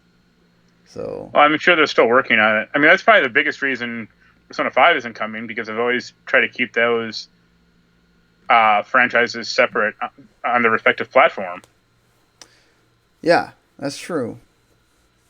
Well, they did get what the Shin Megami Tensei 3 on in Nocturne, like a expand something with that, or is it just Shin Megami Tensei Nocturne? No, Nocturne was it's a different. Technically, it's a different franchise, but Oh, that was okay. also that was on PS2. It was only on PS2. Yeah, the DS has got the 3DS got the 3 and 4, Yeah, those actually got like right? those are just like Shin Yeah, Megami Tensei 3 and 4. and then they Uh, got the remasters or whatever too. yeah, So Well, yeah, at least Nintendo's got something, so they can't complain too much. It's just interesting that maybe it's just the having to do so much from going from a portable to the Switch, and they don't want to do the Pokemon thing where they kind of half-ass it. So, or maybe it's a big E3 reveal. Who knows? They do have that in the bag. They don't want to reveal everything, I guess. Yeah. Speaking of E3, Nintendo says there will be no new hardware reveal at E3 after all this big deal about, oh, there's going to be a light version of the Switch that's coming and there's a pro version. There's still rumors that suggest that the light version is coming this year, but the pro version will be a ways off. I don't know. I kind of doubt if the light version will be this year. I could see it with Pokemon coming. Like, what a way to bundle that. Like, bundle a portable version with Pokemon that's they're still making a big deal about. What was the big report that came out that they're making that, like, they still want you to do a lot of local co-op and local trading and everything with it, which is great for portable. Um, Yeah. so I wouldn't be too surprised. I just think that they might want to maybe not do it at E3, but they might do it as a like Pokemon Direct. Oh yeah, here's this portable version of the Switch. Well, also that other Pokemon game just came out last year. But that was made for the TV though, more. Like they wanted So, you to do with the Pokeball and all that. This is a yeah. regular Pokemon game, which people are used to doing more on portable. So I don't know. We'll see how that goes. But Yeah. I think certainly don't rule that out completely. But Nintendo has, and plus they gotta announce some other stuff unless they're just gonna show a bunch of games that we already know about. Because you've got a bunch of stuff coming. What else could they possibly have up their sleeve? Yeah. Um, you know, I've kind of my Star Wars fandom has kind of gone down in recent years, so I'm not like I super pumped for Fallen Order, but I think eh. everyone's has. Looking at the solo box office reports, especially. Well, I'm sure when Episode 9 comes out, people will be all over that though. Yeah, but it's Uh, not gonna have Avengers Endgame level fame or importance. I don't think. Probably not, but it'll probably run close. Like I wouldn't be surprised if it's Endgame and maybe Detective Pikachu does a lot of damage and like Fallen Order. But Yeah. I don't know. Were you like pumped about this? Number 15. I know y'all talked about it. November 15th is when it's coming out. Coming out to the three systems. The story's sort of interesting. I kind of want to see more info on it before I'm like totally sold. I like the Cameron Monaghan doing the character because I love Gotham, so I like I'm him all in about that. Shameless. Yeah. Yeah, I mean, he's a good actor. They showed no gameplay. That's one worrying thing. that doesn't surprise me too much because that might be like an E3 thing. Um, I just don't have a lot of faith. I have no faith in EA, and only a little faith in Respawn. Like they basically said like Titanfall 3 is on hold because of Apex Legends. I say that's not good. Yeah, I mean they nailed it with Apex Legends, but that's more sort of in their wheelhouse. Also, This I'm is just not, so I think like I said, I'm just sick of this fucking era of Star Wars. Like, yeah, the episode 3 after that going yeah, into episode 4 just all right, can we not have anywhere near else on the timeline? I know they're gonna have some mission where it's like him and Uncle Owen from Luke's uncle are gonna team up on Tatooine somehow. I think I'm actually more excited about the possibility of the rumors that they could possibly do Knights of the Old Republic stuff for after episode 9 Like a movie. than yeah, that they might go that route to kind of get away from the Skywalker stuff, and that It'd be might. great, but I don't also don't have faith in Lucasfilm to do that. Like I didn't see Solo. I know some people like it, It was uh, fine. but Rogue One I thought was terrible. We And the, I have said numerous times that I like the Rogue One, so and the uh, fact of making like a TV show based on it is baffling. It's like that's what Disney you're Plus is for, though. You to can make. make stuff. You can make stuff, and it might not do well, but at least you know. Okay, we can't touch that again. You It was know. funny that when people were like, "Oh, they got Alan Tudyk to be the robot again." It's like, yeah, the only other show he's in right now is Doom Patrol, and he's only in it for 5 minutes, barely. Every episode. Of course, they got him back. He's not doing anything else. You think they could do? I mean, it's supposedly that's gonna. I know Ryan Johnson's the one working on the next like trilogy or whatever, but they're supposed to be working with the Game of Thrones guys that are also doing Yeah, Star Wars stuff to try to figure out if maybe they might head in that direction. So I mean, Star. It's interesting to me because Marvel has had Kevin Feige for like a decade, right, and he is like the guy. right, He's not. He's exactly. not like the. I mean, he's not like a CEO, but he is like the guy responsible for producing every Marvel film, and they're not all hits, but they're all have a basic Consistent, level of at least. competency. And Kathleen Kennedy does not have that. Yeah, that's what's weird is they've kept her in And that like, role. I think they tried to get her out, but then no one else wanted the job. That might want to that should tell you something. Yeah, I mean, aside from Solo, the other movies did. I mean, the two main ones did great, but Solo was a big flop. I And mean I think yeah, it's just they're they're really trying to mine out the Star Wars license, and it's just not. I don't think it's just built for that. Like they made those three Star Wars films, in the '70s and '80s. Those were 3 years apart each. right. Uh, so there's enough to recharge people on the franchise. They weren't trying to bust out a movie every year, along with like two or three of those TV shows about crap that you just don't care about. Yeah, The Mandalorian is something. There's Yeah. people really hyped about that though. So Well, they were talking about doing like a. This is before it all crumbled, but they were talking about doing a Obi-Wan movie with Ewan McGregor. They were yeah, talking and the about Boba doing a Fett movie. the Boba Fett movie, and I think at least one other movie. And it's like, you're aware no one is asking you for this, right? Yeah, well, the Boba Fett one maybe because he's got some crazy fans. It's like, why not just But have him? Yeah, why not have him and Captain Phasma team up in a movie where no one can see their face ever?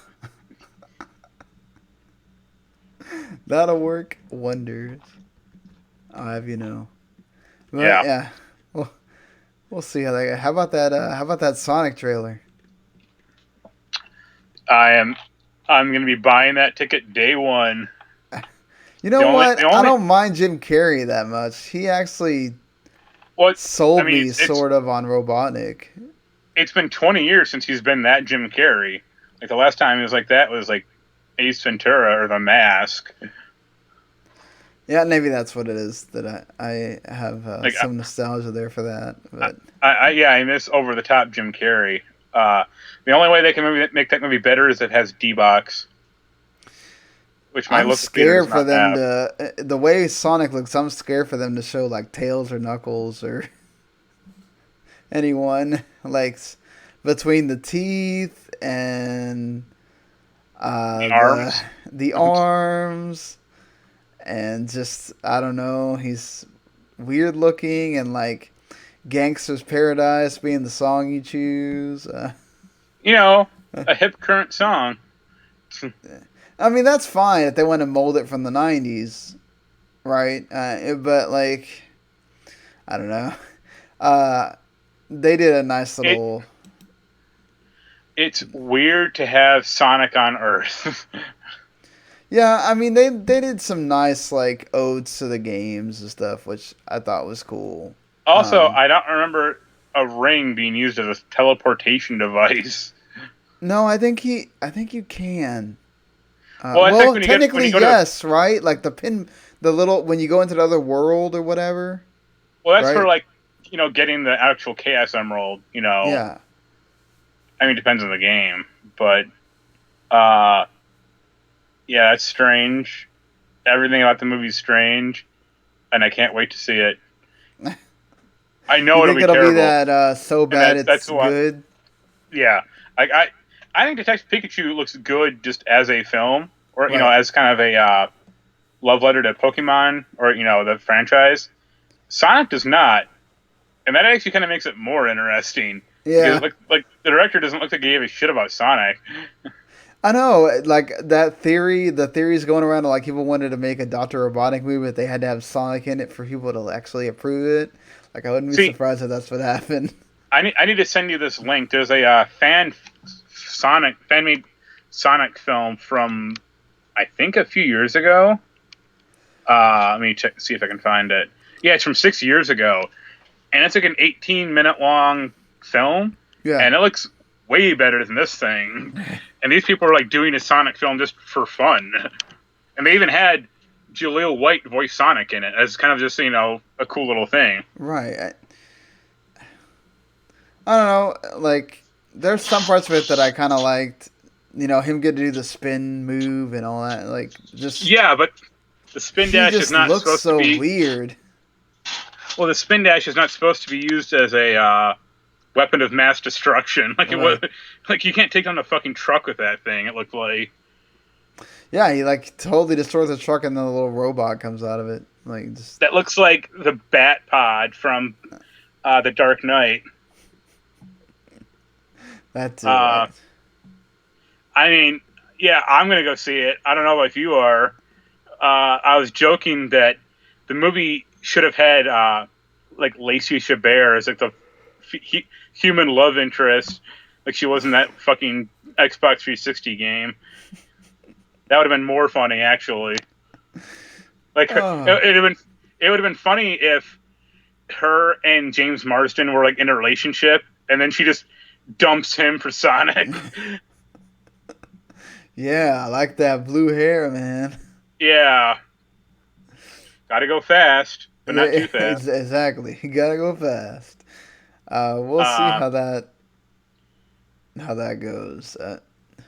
yeah, and Uh, also this Sonic looks gruesome. yeah, Sonic. The less you just don't open, don't have him open his mouth. I think we'll be all right.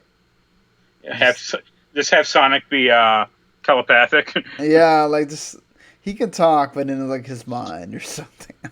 Yeah, I was fine with him like at the beginning, you know, when he was, and then they all of a sudden they do that part where they show his teeth. It's like, oh my god! All right, no. and then they have like they don't just have Gangster's Paradise; they have like a dubstep version of it. Yeah, I was that's like, oh yeah, this makes it 10 times more better.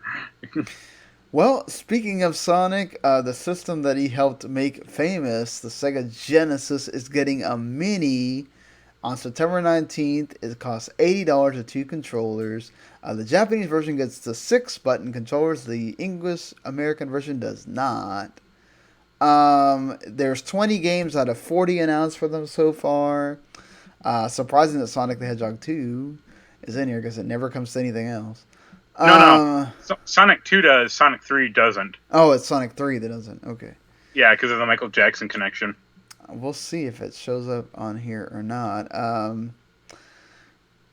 Lots of Echo the Dolphin, Castlevania Bloodline, Shining Force. I'm excited that that's on there. Toe Jam and Earl. A lot How of the much? ones you'd expect, you know. How much history do you have with the Genesis?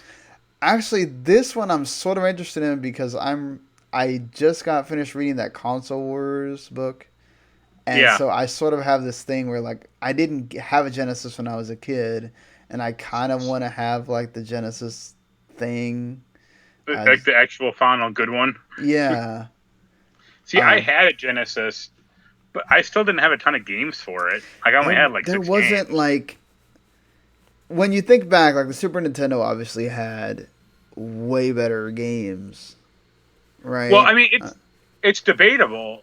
Like Super Nintendo had better uh, RPGs, more or less, Right. and certain better platformers. But Genesis had better sports games for one. Yeah. Some also better sport, like more.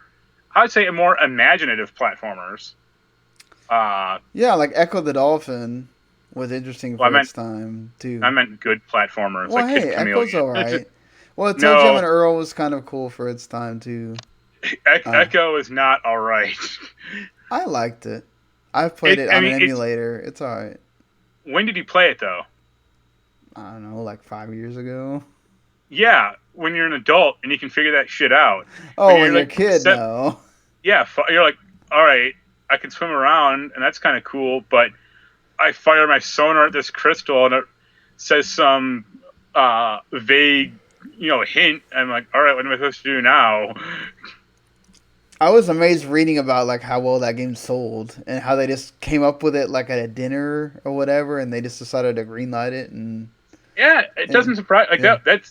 It's a neat concept for a game, but it's just hard as hell. Like when you were a kid, Oh yeah, I can um, understand that.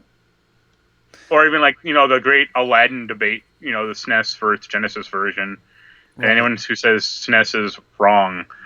Or like Mortal Kombat having the blood and the SNES Yeah. version, it was either See, green or not there.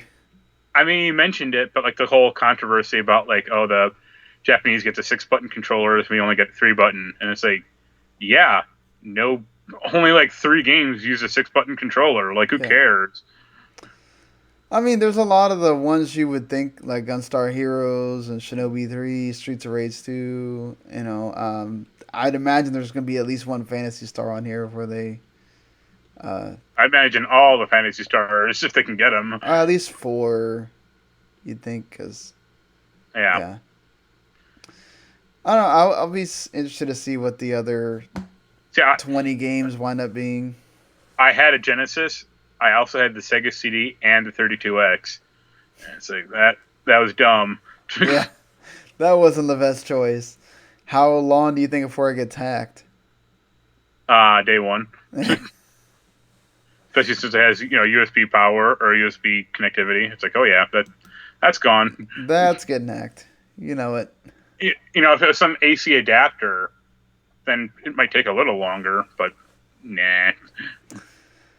Well, you know, Sony has a lot of Marvel TV stuff with Spider Oh, Man and other things oh wait, going on. Well, we go should ahead. talk. There was one funny thing yesterday. Best Buy had a sale where if you bought a PS4 Pro, you got the PS Classic for free, Oh, I saw that. Yes, and I was like, wow, that is that is how desperate. bad that thing went. Yeah. Here, we're trying to get rid of it. Here, just take it. Just Well, take it. We don't want it anymore. I did see one funny video where a guy was talking about it, and he was like comparing it to the Genesis collection, and he was like, the Genesis collection has double the games of the PS1 Classic, and Yep. it's like, yeah, The the Genesis collection will have 512 megabytes of RAM or hard drive space. Who cares? Like a Genesis game is 4 megabytes a piece, if that. Yeah, exactly. Like it's not a Sega, a PS1 game is 650 megabytes. Like of Yep. course. That's you can't compare it that way. It's Yeah. you got to think about the logistics of it at the end Yeah. of the day. But yeah, Sony has a lot of Marvel TV stuff lined up. They have their overseers, as you'd call them, the Lord and Miller. They're the ones that were producers on Spider-Man Into the Spider-Verse, and of course that's getting an animated show. There's other Spider-Man related things in development, along with I think I forgot which exactly ones are coming, but they have a lot ready to go. Yeah. Uh, are you interested in any of that stuff, or? I have to make that Spider-Man show. I'll give it a shot. But they're continuously just making Spider-Man shows. Yeah, I mean, if you got it, why not use it? Right? I mean, Yeah, the movies are working out for them. People are loving Spider-Man and other things, so I guess my question is like, how much production value will the actual uh, TV show have? Like, it's not going to look as good as the movie. No offense, but no. Especially if you got multiple things going on. I think they'll try to do as much as they can, but I think some of the like cool stuff in the movie that they won't be able to do. do you remember? And this is 15 years ago. Do you remember they made an MTV CGI Spider-Man show? Sort of remember that. Yeah. Uh, it, they had Neil Patrick Harris as Spider-Man, which is actually Ah. kind of pretty good. Uh, but the show, like, it was CGI and had a real like kind of painted look to it, but it still looked kind of strange because they didn't have a ton of production money for it, so they didn't have a ton of like people wandering around. Yeah, I think maybe things will be more into it. I think there has to be something akin to what you saw in the movie, or people are gonna. Because that was Yeah, a lot of what was great. I mean, other than the story, right? But that animation was really what popped for that yeah. movie. So you got to do something close to it. Yeah. Well, one of your favorite series, Star Trek, is getting an animated series coming to Nickelodeon. Um, a group of Nope. lawless teens discover a Starfleet ship and they go on an adventure. Apparently, that's not the only thing. There's another series that, The Jean-Luc Picard one. yeah, not just that. There's like apparently two new animated short Trek things Oh, coming. There's one called Star Trek: The Lower Decks, made by the Rick and Morty writer Mike McMahon. It's sort of going more towards adults. Uh, so a lot of things going. I mean, they're really going after this with the Star Trek CBS. well, I think it's because they're not making movies. They kind of have to do something. Right. And there is like I think Discovery, it's a bad show, but it has shown that there's a uh, audience for it. No, yeah, certainly. Just I don't know if you like we're gonna watch any of this stuff or not, but I mean, I'll give it a shot at least, but I don't have a ton of faith in a lot of it. Let's say that. yeah, Like I want them to renew the Orville now. Forget Discovery. Frankly, I mean, yeah. I kind of watched that just to laugh at it. That's about it. I need to go back to watching the Orville now that I have more time. Yeah, the season was like shockingly good. Oh, it's gotten better. Oh, that's good. Well, season one, the problem with season one, I thought, was it's just a really bad enforced humor. Especially that Gordon character was not good. They Yeah, really toned him down quite a bit. There is still some humor, but it's a lot more natural. right. And then they have some episodes that are just like fantastic. Especially what they do with, I mean, I'm not going to spoil it, but what they do with Isaac is like superb. Awesome. I Yeah. have to put that on the list of things to Yep. catch up on. Now that One Piece is finally finished. Yeah, now that I have finished all of One Piece, The important thing, just hey man, once you get rolling with that, you just kind of want to get it over with. I was like at episode I think like 650, and I was like, oh god, I just want to get this over with. I still got like 200 more episodes to go. let's now, overcharge on this to get now, through. now you should start Detective Conan. No, no, I'm not starting. Screw I, doing Naruto too. I have a friend, she saw like a commercial for a case closed, Detective Conan, Yeah, on like a Dragon Ball Z DVD, and she got internet, like she wanted to see it. She like downloaded a few episodes, or I gave them to her. yeah, But now she's outraged, like that she can't find any DVDs in stores, or that it didn't come out in America.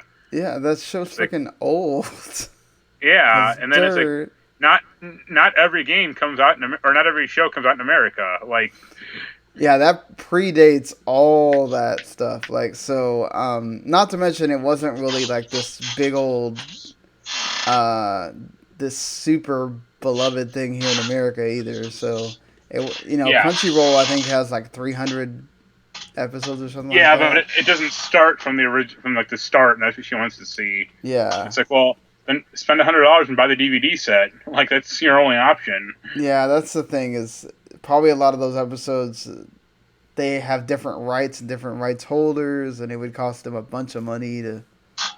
Yeah, so now Yeah, that AT&T owns them, maybe who knows? yeah, I'm sure. Disney Plus is happening. It's happening November 12th, 2019. It costs $7. Watch out, Netflix. Um, it's going to have eventually every Disney movie ever made on it, at least the animated stuff. Um, most of the Pixar films, all the Pixar shorts, most of the Star Wars films. The TNT still holds the rights to the streaming, all that, so they won't have those for a while. All the live action ones that have been made recently, Disney Channel stuff, National Geographic stuff, all the streaming rights to The Simpsons, which is really interesting how that went down, and all the new shows that they're going to be making as well. So all the Yeah, Marvel stuff with the WandaVision and Falcon and Winter Soldier, Loki, Hawkeye, all the Star Wars stuff we talked about. That's a lot of stuff to have pretty yeah, but quickly. I mean, you're gonna buy it. I Yeah, don't I'm think I buying will it. necessarily, but yeah, it's gonna be huge for parents and pretty much everyone. I mean, this is a steal at $7. They could have made it way more expensive if they wanted to. I'm paying like Yeah. the introductory price, and then after it gets established, they'll raise it. Yeah, this is gonna be, like you said, big. People are gonna really jump on this. If they have a lot of this content available pretty quickly, I think you're gonna see this explode. I think ESPN already has like 2 million or something, or a little bit more than that, and they're at $5. Yeah. Um, yeah, I think also the more interesting thing too is now they're trying to talk to Comcast about getting the rights to Hulu. Period. That to me, like, not to mention it being the whole we have all the stuff that we own that we don't want to be on Disney Plus that we can put on there, but like what that does to Hulu, like how much of that stuff still stays on there now that Disney owns it? Does Disney try to get more stuff for Hulu that they don't want on Disney Plus? I mean, Well, Hulu is ABC, Fox, well, and they took NBC. Fox's part, right, with the deal. Yeah, but they So, also own ABC. yeah.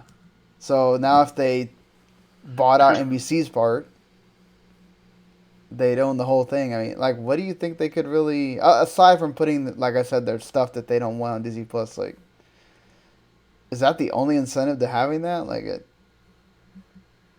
I'm trying to figure out Well, what they yeah, really could do with that Hulu is here. more. I mean, I don't think Disney Plus is going to be like up to date TV. Like Hulu has that on them at least, Right. uh, and it's a more established brand, I guess. Yeah, like I think Comcast is like the only one that hasn't announced, oh, we're doing our own. Well, no, is NBC Universal doing a streaming service? I don't I mean, remember. I don't. I think they have one, but I don't think it. No one cares. Right. I mean, they're like the only one that hasn't announced something huge for it. Like I think Time Warner announced they're doing one, and there's another one that's doing it. Like I think they're the only big company that hasn't. So I don't know. Maybe they decide to do it after if they sell their rights, but I don't know. I just wonder what happens to the other content that's like not owned by NBC, that's not owned by Disney either. If that It'll gets go back to affected. Netflix.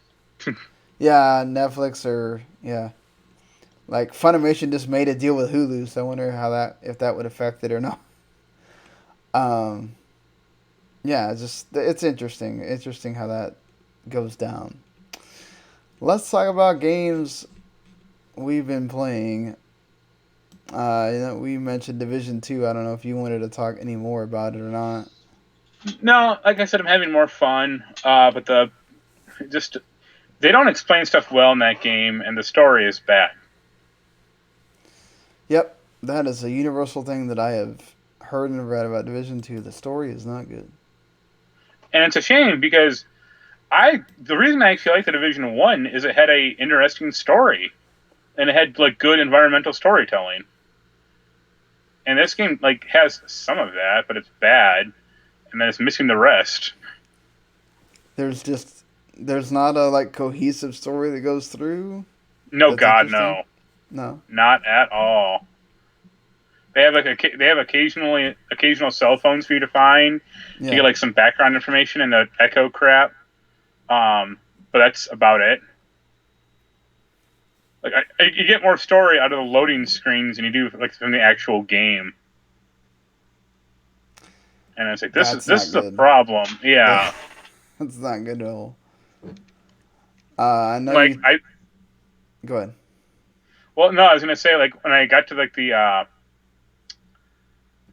end game content, like the whole thing is like this like new security evil security firm like takes over DC, and it happens in like a 10-second cutscene, and that's it. And then it just dumps you back to like the game, and it just started popping off like new tooltips and screens, and it's like this. You could have done this with a story, Yeah. some type of story thing.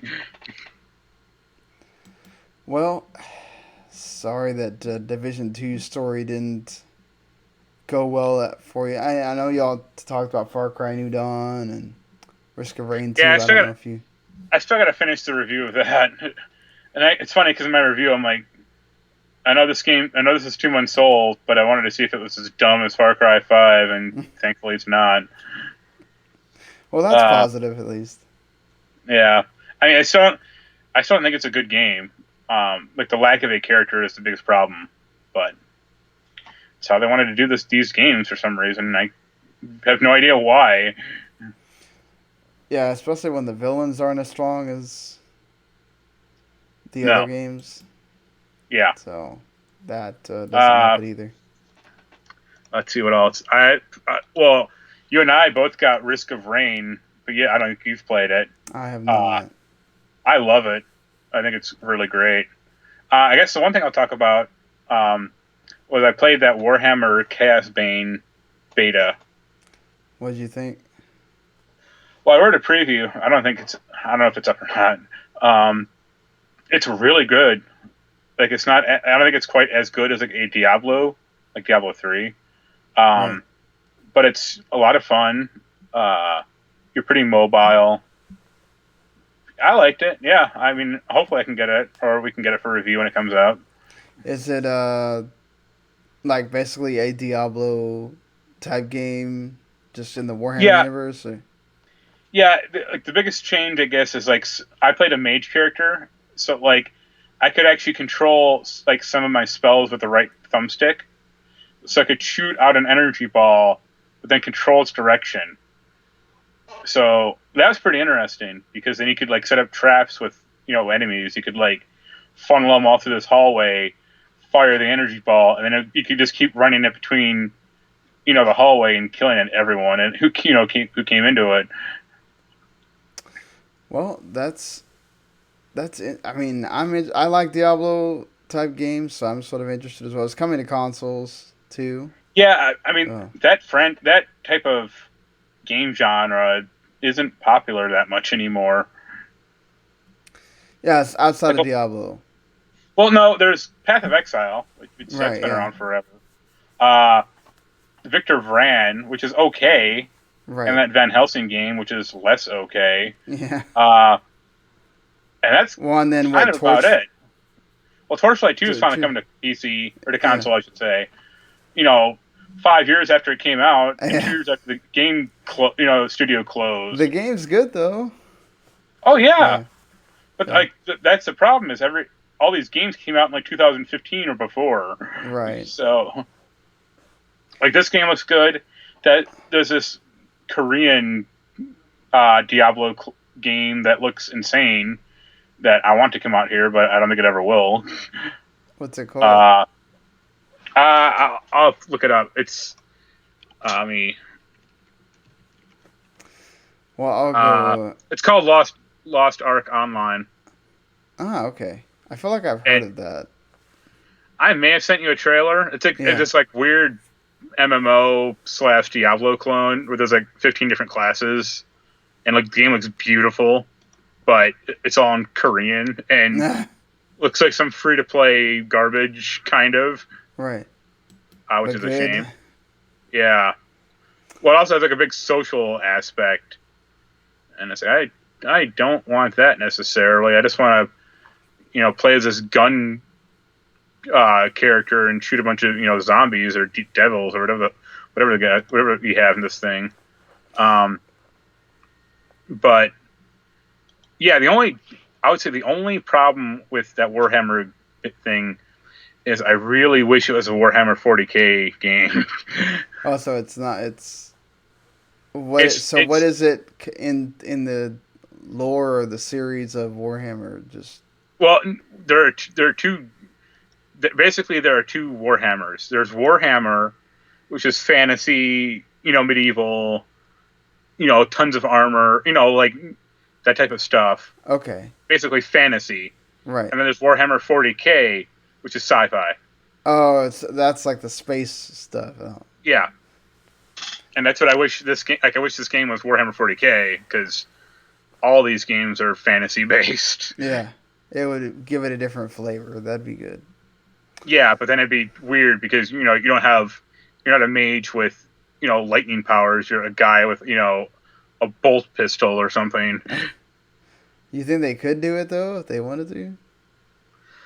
I mean, not with this game, not unless they had like some really dramatic DLC. I think it would require a different game, but I think Right. it's certainly possible. Sure. Well, hey, if this does well, it's Oh yeah, like hopefully. I mm, think it'll do okay because people want this type of game. yeah, people like these. The people that like these type of games, they like them and they play them a lot. So, Yeah. well, You playing anything? yes, I am playing some indie stuff and an old game. The World Next Door is a cool little indie. It's like really short. It's like a visual novel plus like a match 3 game. Um, and it's neat. It's like just you're this Earthling that gets stuck on this other planet that's like there because they do it like once a year where they let you go to this other planet, and there's match 3 stuff that you match like different magic symbols. They're all elemental, and then you can kill the enemies or whatever. It's not a particularly hard game, but the story is sort of interesting, and uh, you know I would say that it's like only 3 or 4 hours, so for the price that might be an issue for somebody, but I liked it for what it is. Yeah. Um, also, playing Our World Has Ended, which is a visual novel. Uh, yeah, I'm on like chapter 3, and the story is okay if it wouldn't get constantly derailed for them to make boob jokes a Well, lot. I think like I said to you, that's like a hyper dementia game. Yeah, but like hyperdementia, that kind of comes with the territory, right? Like, not every visual novel or not every anime does this. Like, it's funny. It was funny watching One Piece and then playing this at the same time. Like, you'll have Brooke make the skeleton guy make a joke about wanting to see a girl's panties like every 3 episodes or something. This was doing it every like I don't know, it felt like almost every other joke for a while. It stopped for a little bit and then they went back to it again, and it's like, God, stop. I know this is like, again, this is, these are meant to be towards young boys or whatever, but there's a certain just like, because the premise seemed cool. Like, okay, so you're in this AR. There's a it's actually based on games. Like, so there's a game developer called Judgment 7, and you're like all part of the development team. The one character that's supposed to be you, but he has the actual name and he also talks. And like stuff happens and like you're like stuck there and stuff happen and it comes from some of their old games and starts invading this game that you're making and it's like the story's sort of interesting but it keeps derailing into oh let's make a joke about the girl's boobs or oh they're two sisters well the one sister that's younger has bigger boobs than the older sister so the younger sister's better or whatever it's like my god stop so I mean, that is yeah. directly what happened in Hyperdimension 1, I think. Yeah, I think so. But I am sort of interested in that Super Nintendo, like 16-bit hyperdimension game that's coming soon. But that's another topic. I think for being $60, I think you gotta be like, even if you're a big visual novel person, I don't Yeah, know. it seems like a lot. I don't know that I would recommend that to somebody. Katana Zero is really good. Another Devolver Digital hit, pretty much. So this game has like two folds. It's sort of has a little story that goes like what happens at night while you go and just kill a bunch of dudes, but you don't do it like the messenger because you're a ninja as well. You're like an assassin, but I forgot what game that does this where you like play it out and then you get to watch it again. It like almost kind of does like the Super Meat Boy stuff where you Super hot. yeah super hot okay yes yeah, there's a lot of super hot in this where like you basically are you go through and you kill everybody and then unless you die it'll tell you okay that'll work and then you get to rewatch it again. You can also Yeah, skip it if you don't want to, but it's actually really cool to go back and rewatch it if you did it like smooth or did some cool moves or whatever because you can jump and you can also slash and you can eventually as you keep going through the levels there's more stuff like you have to evade switches and you get like stuff that you can throw at them too and you can yeah, slow down time as well so like there's a part where you have to like go through a like in the first level you have to go through a fan but if you don't do the slow down time correctly then you'll get killed and you have to do it again so right. it's really cool. It's really good. The I kind of like the stuff where you have to talk to your therapist or whatever afterwards. But I'm not far enough to where it may become annoying after a while because it does give you like dialogue choices, and there's Yeah, people that you meet eventually, and you can dialogue choice your way through the therapist thing too. If you don't want to talk to him very much, you can end that really fast and then get your drug and go on. But I've kind of enjoyed that too. I'd rather much more just enjoy like going through the killing people stuff and going through the missions. But yeah, it's just really neat. I like the music's really good in it too. So if you're looking for one of those Devolver Digital things for like $20, it's there. It's on the Switch. Um, Also, Steam World Quest just came out. It's also I on the kind of Switch wanted to play there. that. It's it's pretty good. Like I like it. Like I've never played a card game where it actually has a story and you just it's basically like playing a turn-based RPG but with cards. And you only have like 8 cards in a deck, so when you get cards you actually do have to do a lot of deck building and switching cards out and whatever. There's like 5 characters, so I think they could have probably used a little bit more characters. I would say. Yeah, It's like a 15-hour game for $25, so it's pretty good on the ratio there if you care about time versus money. But like I like it. Like I like the Steam World games. I like the I like SteamWorld 1 and 2, but I didn't like that strategy game at Heist. all. Yeah, I liked Heist. Okay, I agree with you. I like the dig games more. But this is sort of totally up my alley, so I'm down with it. Like some of the characters are funny, and you can do chain attacks, and um, And they have some like cool chains that you can eventually learn how to do, and it can really help you. The only thing that sucks is kind of like the boss battles are like all the same. It's just okay. Here's the boss, and he has way more health than the rest of the characters, and you just beat him and you go on. It's almost sort of like a dungeon crawler too. Like you just go Yeah, through, and you eventually go to the oh, here's the little part. Here's the level with the treasure, and then you have to go back down and go through, and you can go through and just go straight through into the boss, or you can actually go explore a little bit, but it's not a lot of exploring. And there's one little caveat where if you want to, it auto saves, right? But if you want to manually save, you can save, but it also resurrects all the enemies. So you have to yeah, decide whether you want to grind through and beat all the enemies again, or you can just go beat the boss or whatever. Um, but yeah, I mean, it gives you options. I like that, but if it had a little bit more options, I think it'd be like perfect. But it's still a really good game for what it is, and it's perfect for the Switch because you can get through those. There's various acts, so you can get through one level in the act pretty quickly, and then if you want to wait to play another one, you have that option. So yeah, I would totally recommend the SteamWorld Quest and Katana Zero for sure. Also been playing Final Fantasy X. Uh, Final Fantasy X is nerd. still pretty good. It's great to play on the Switch because Except for that story.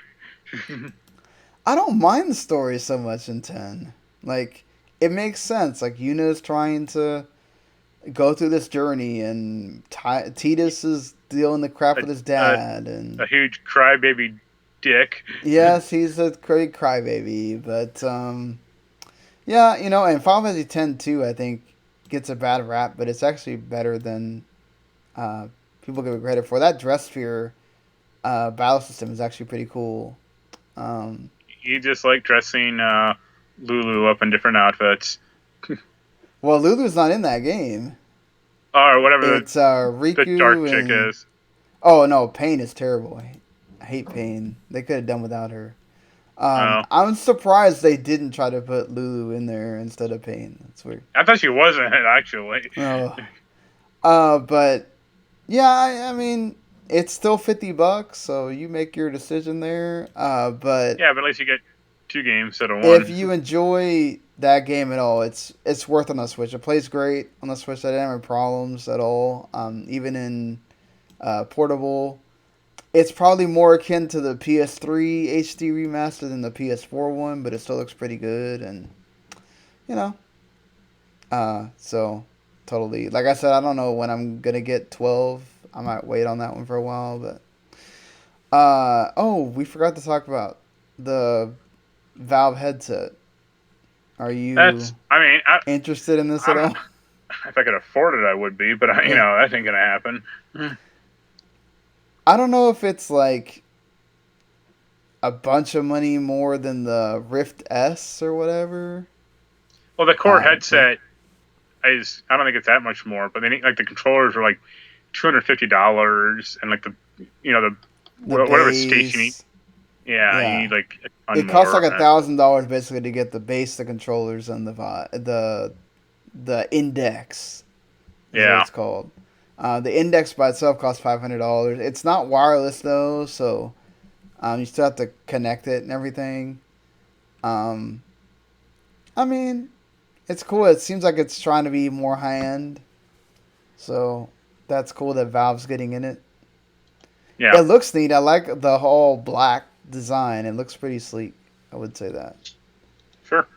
Um, well, let's from here until whenever we get done talking, I guess, is the Avengers Endgame spoilers. So you can pretty much this is the end of the podcast. If you don't want to hear us talk about Avengers Endgame, if you do, we're about to do that in just a little bit.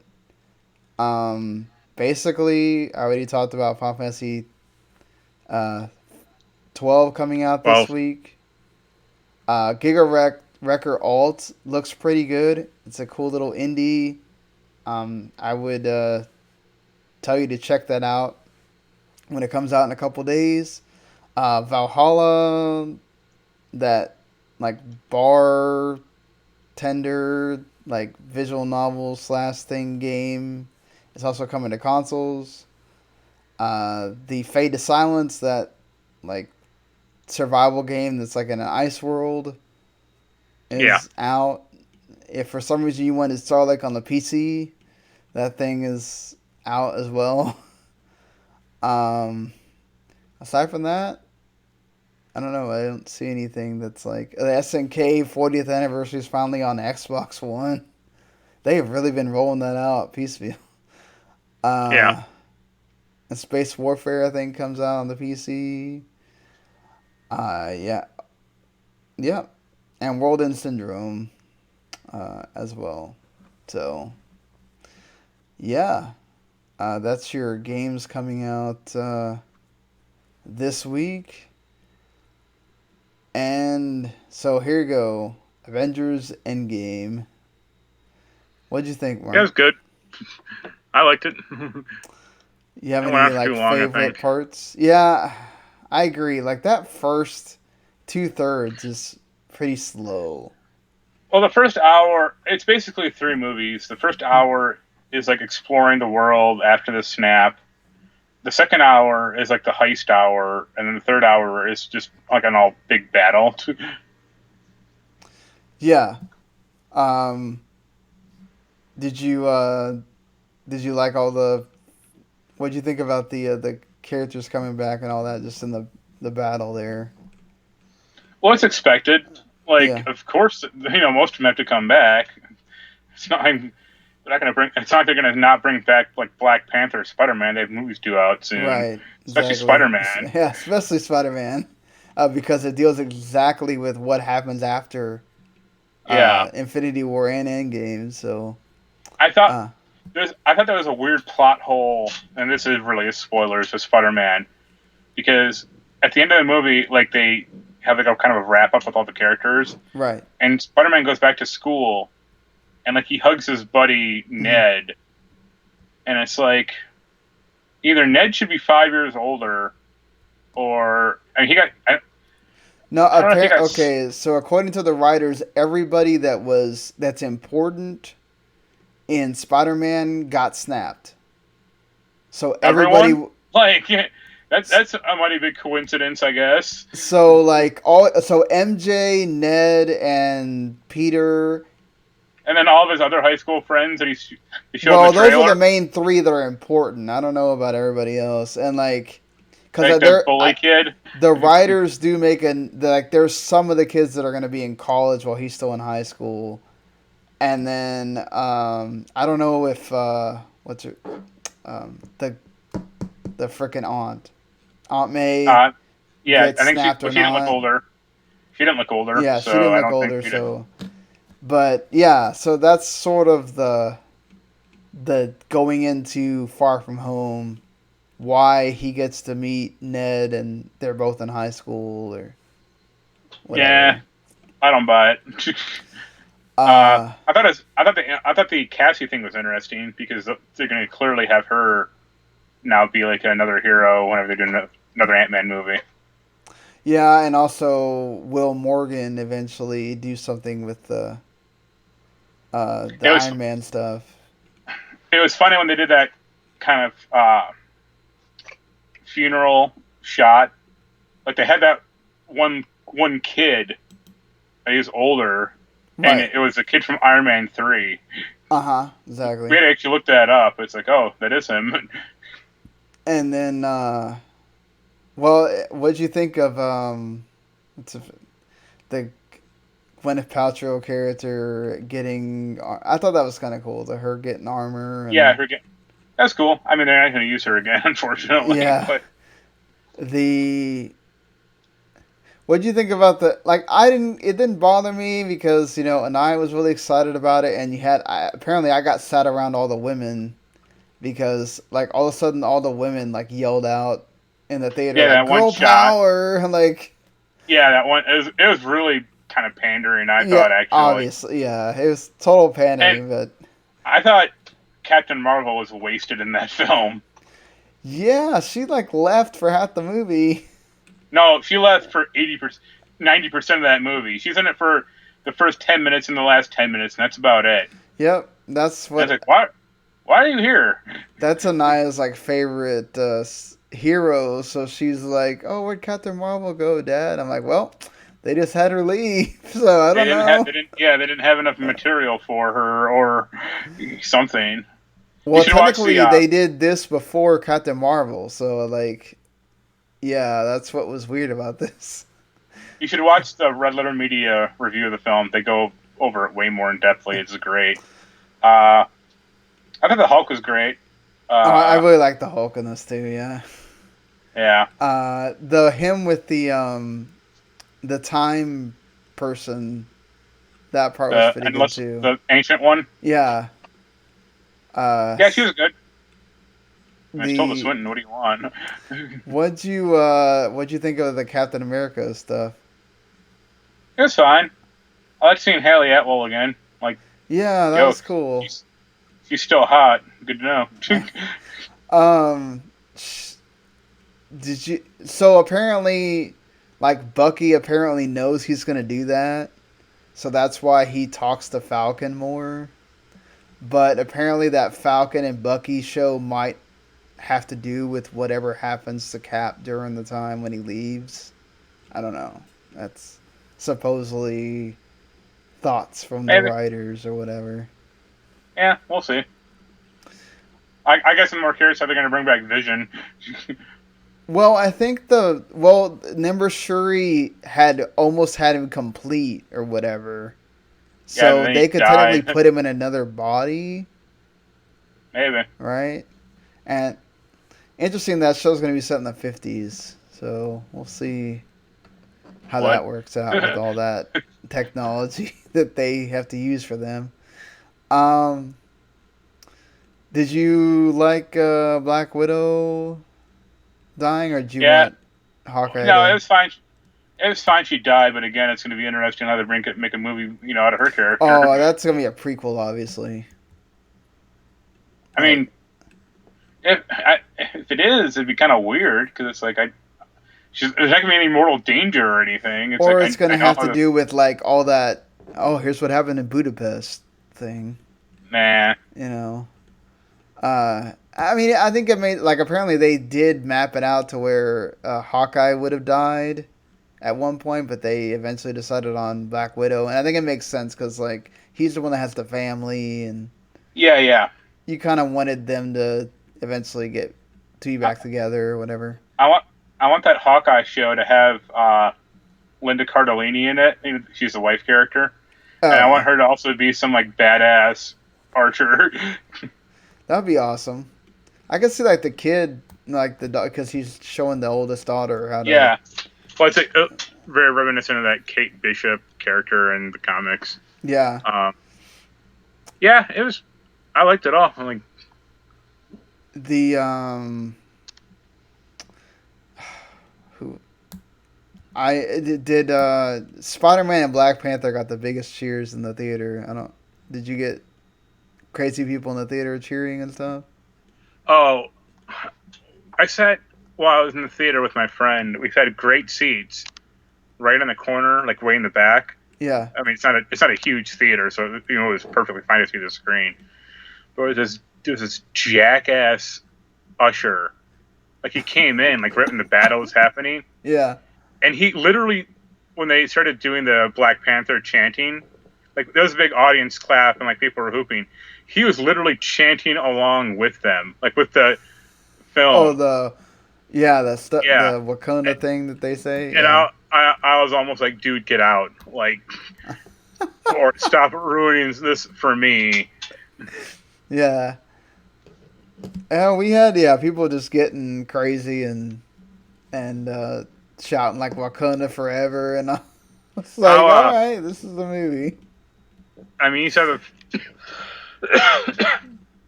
the film yesterday or 2 days ago. Yeah, Saturday. How full was your theater? Oh, it was full. Like if I hadn't have bought my tickets online like 4 days ago, I would not have been able to get into that 6:30 showing because I got there when I went to go pick up my tickets. They had sold out the 6:30 and the 6:45, and the next showing they had was 7:15. Yeah, So, and my I was, theater's I was, not one of the big chains. So, yeah, neither was our. I was amazed. Our sold out. We got there at 6:15. The theater, the show started at 7, right. and there was already a line of like 30 people ahead of us. That's how it was for me. I got there 45 minutes early as well, and there was a huge line to get the tickets. They were turning people away and telling them you had to wait like an hour, and there's people that were like just sitting there waiting. And then the line to get concessions was like, oh my god. Uh, Ours wasn't that bad, thankfully, because I bought it online too. So I just here's my credit card, give me my yeah. tickets, let's go. And then like Anaya always has to have an IC when we go to the theater, so I had to wait in the whole line. And she's like, "I'm bored waiting in this line." I was like, "Well, you're the one that wants this damn IC, so you're gonna wait." Yeah, Like, no, I mean for her, she almost fell asleep during that early parts, and then when the yeah. battle was about to start, she got real See, excited. I actually Yeah, like the early parts, but I don't think they went like went enough or they had enough. Like it would have been interesting to see Wakanda, yeah, after it. yeah. You didn't get to see anything with the Okoye, really. Yeah, or Um, Winston. I forget the guy's name, the character's name, but Winston Duke, the gorilla. Like oh, okay, yeah, that the guy. Bake Uh, or yeah, Baku. I think that's it. and Baku, yeah. Yeah. Um, Um, yeah, no, like I just overall I really like that. I get that it's a huge challenge to do that movie, to wrap up all those loose ends and everything. And yeah, the what did you think about the?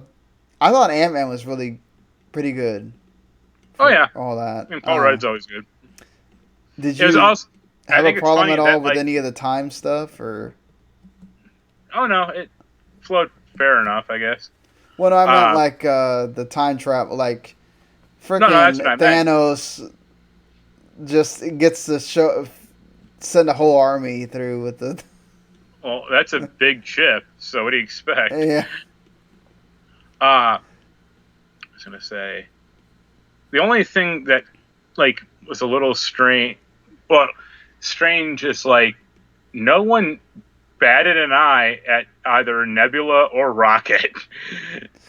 And Yeah. it's like, if you have a talking fucking raccoon, people might be freaked out a little, or it might be like, oh, I guess religion, we're the only life on the planet's a little off. Well, Nebula was at least on her planet when they had to do that separating thing. Like Rocket being in Asgard, I'm like nobody says anything. Like Well, no, Asgard. I mean, no, Asgard's no. I mean, like when Nebula and Rocket are living on Earth for that 5 year period. oh, well, I think people know them right from. I mean, the Avengers do, but I don't think like a regular person would. If No, yeah, you're right. I, or like just the Hulk just kind of walking around New York or wherever the hell he was. It's like, well, like everybody was trying to like get his autograph and stuff. yeah, The I did like the Thor getting to Fat go see Thor. his mom again and all that. Oh, okay. That was nice. Like Yeah, the ham. uh I thought the hammer scene with Cap was great. oh, that was awesome. Like he's like, I knew you could do it. Like Yeah. Then, well, yes, also before that, Thanos busting that shield up. yeah, just like carving it up, and then he has both the Stormbringer and the Mjolnir, and he's like, let me have that one. Like that was Yeah. good. Yeah, I think if you think about it too hard, you can nitpick that movie to death or whatever, but I don't think overall, it. it's an enjoyable. I mean, it's an extremely satisfying movie. I still think I might think Infinity War is better, just as a actual film. I think they Um, told better stories in this one though, especially with the original six. yeah. Like Iron Man was, I almost started crying at the end.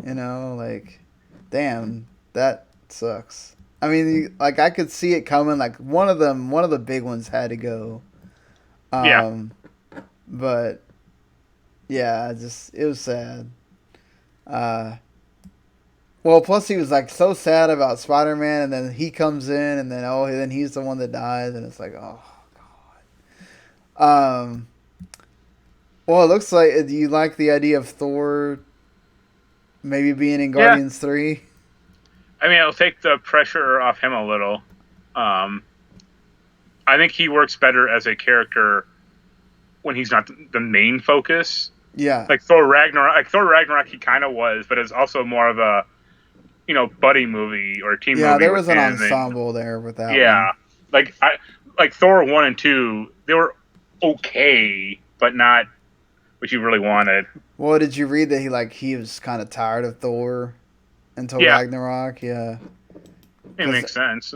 well, especially two is just so bad. Yeah. Like, don't blame the guy at all, but yeah, I mean they're certainly setting up some interesting stuff for some of the other movies and all Oh that. yeah. I want to see how Spider Man's going to handle all this. That's just to see how it truly closes, I guess.